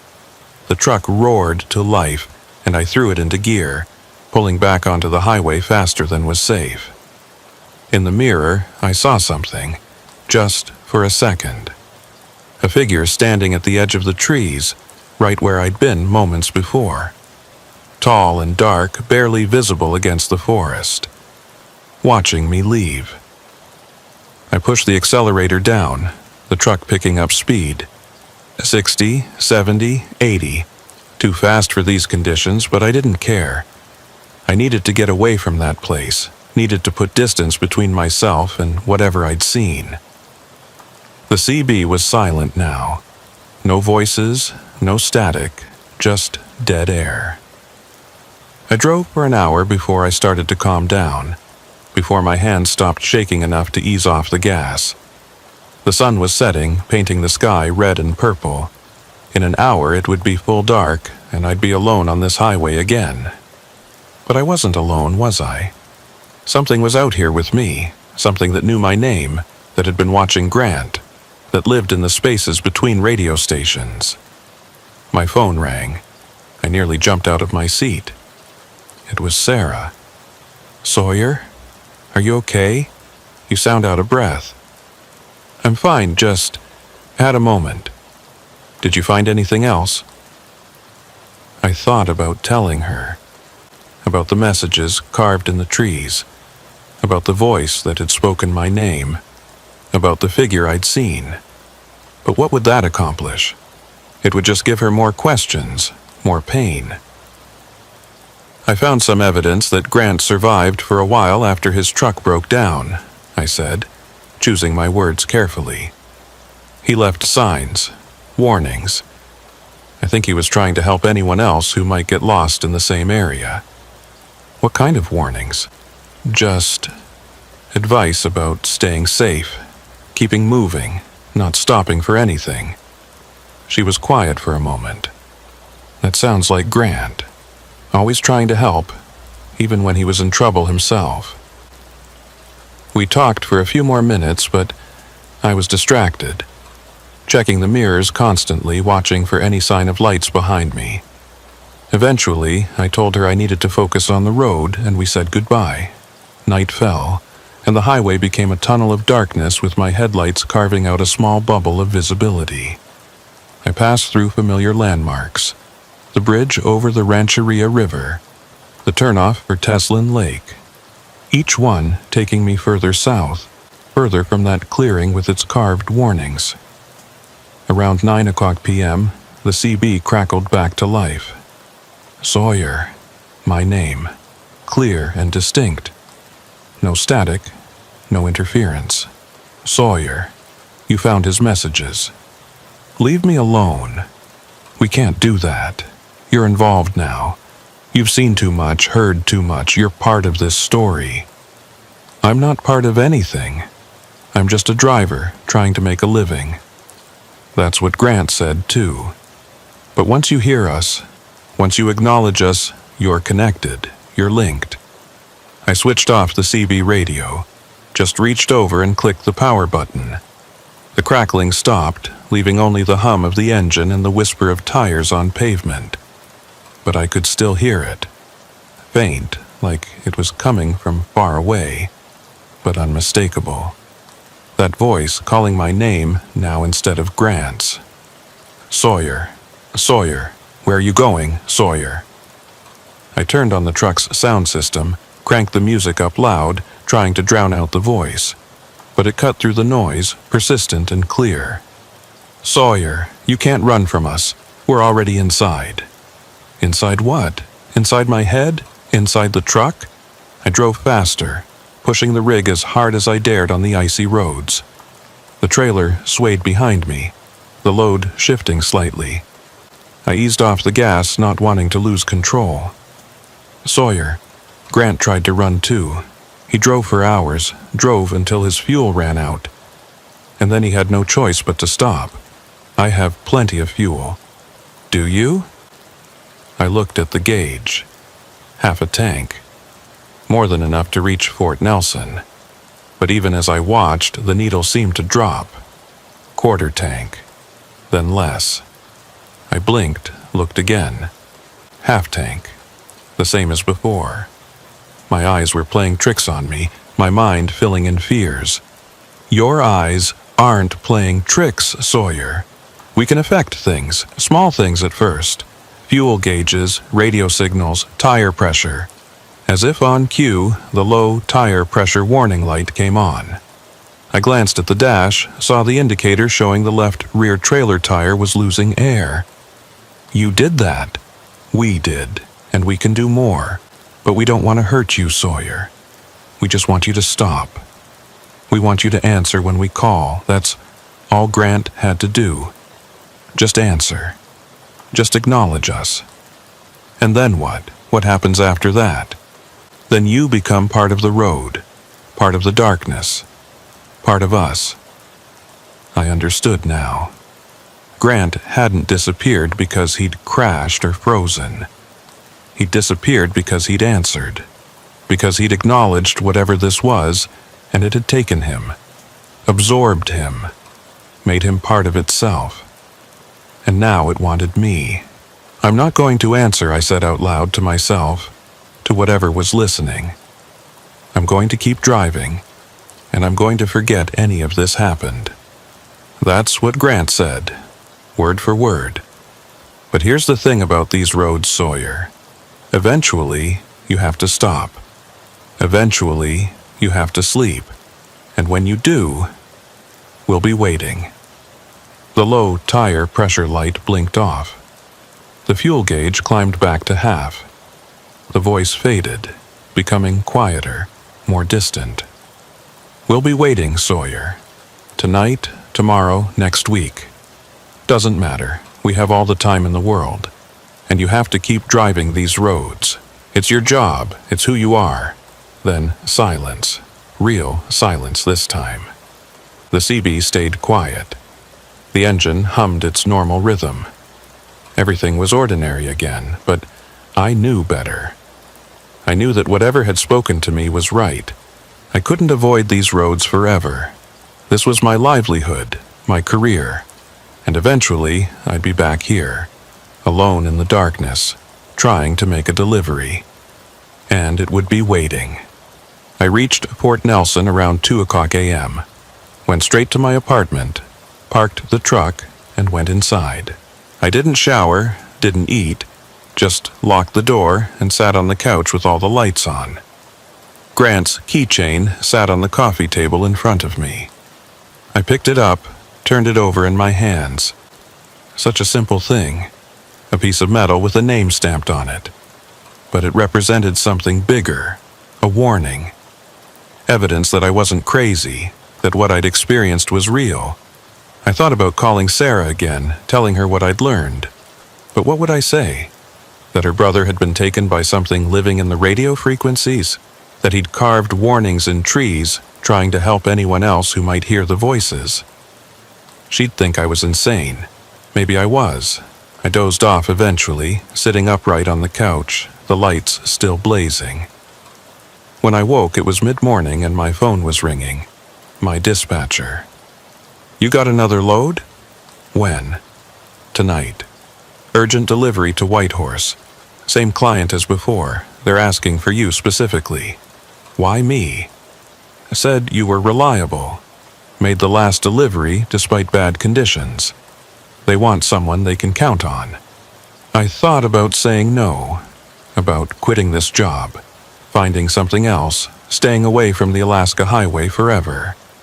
But then I thought about Grant, about how he'd tried to warn others, had left messages in the forest, had fought against whatever had taken him. He'd been brave.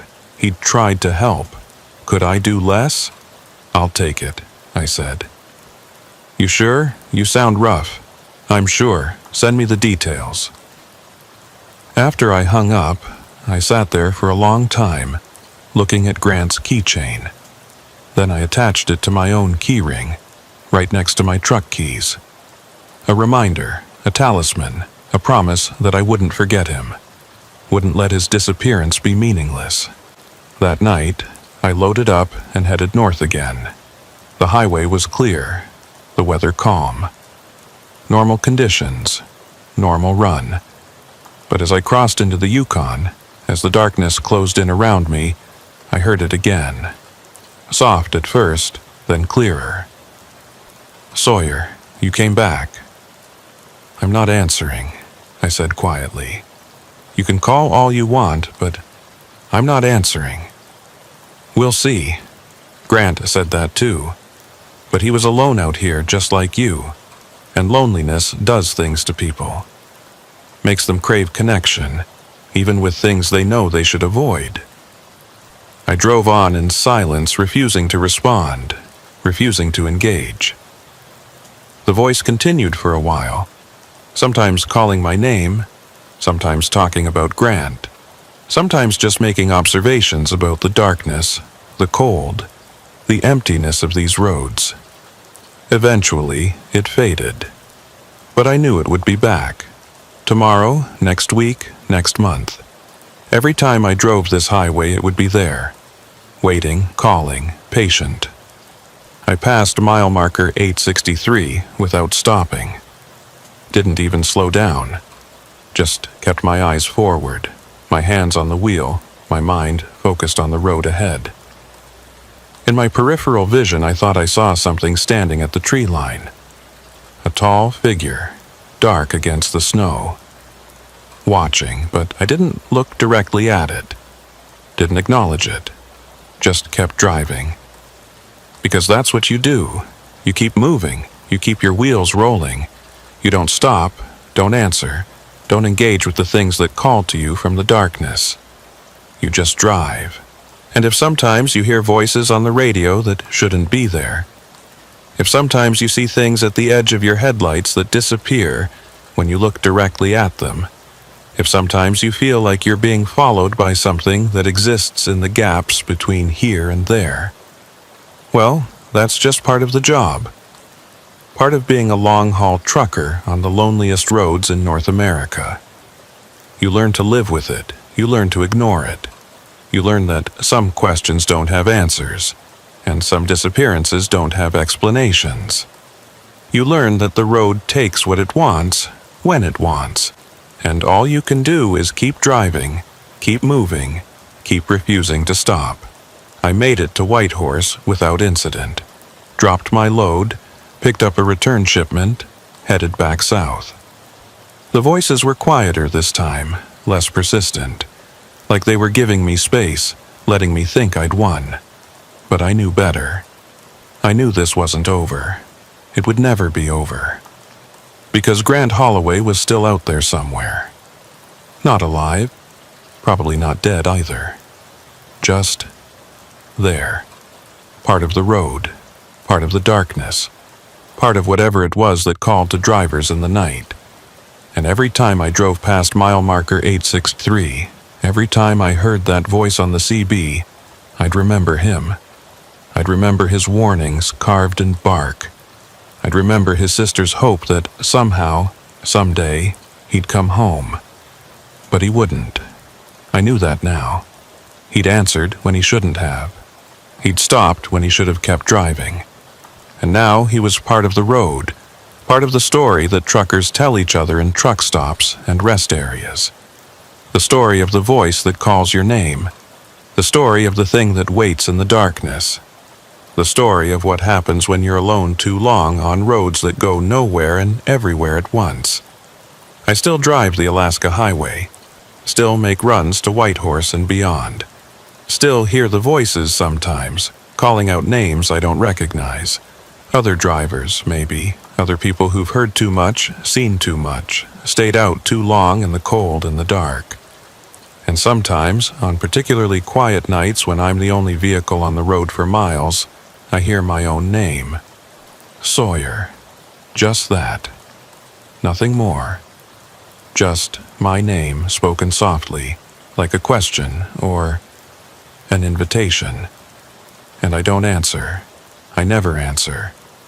I just keep driving, keep moving, keep my eyes forward and my hands on the wheel. Because the moment you answer, the moment you acknowledge that voice, you're giving it permission. You're saying yes to something you don't understand, agreeing to terms you haven't read. And then you become like Grant. Another name on the list, another voice in the darkness. Another warning carved in a tree for the next driver to find. So I don't answer. And I won't answer.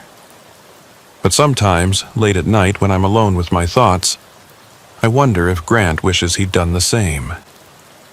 I wonder if he's still out there, Still driving in some way I can't comprehend. Still trying to ignore the voices that called his name until he couldn't ignore them anymore. And I wonder if someday, despite all my precautions, despite all my refusals, I'll find myself standing at the edge of those trees, looking back at my truck, knowing I've finally stopped for the last time. The road is patient. It has all the time in the world. And eventually, one way or another, everyone answers. But not today. Not tonight. Not while I still have fuel in my tank and miles to make and reasons to keep moving. Today, I just drive. And tomorrow, I'll drive again. That's all any of us can do. Keep driving and hope it's enough.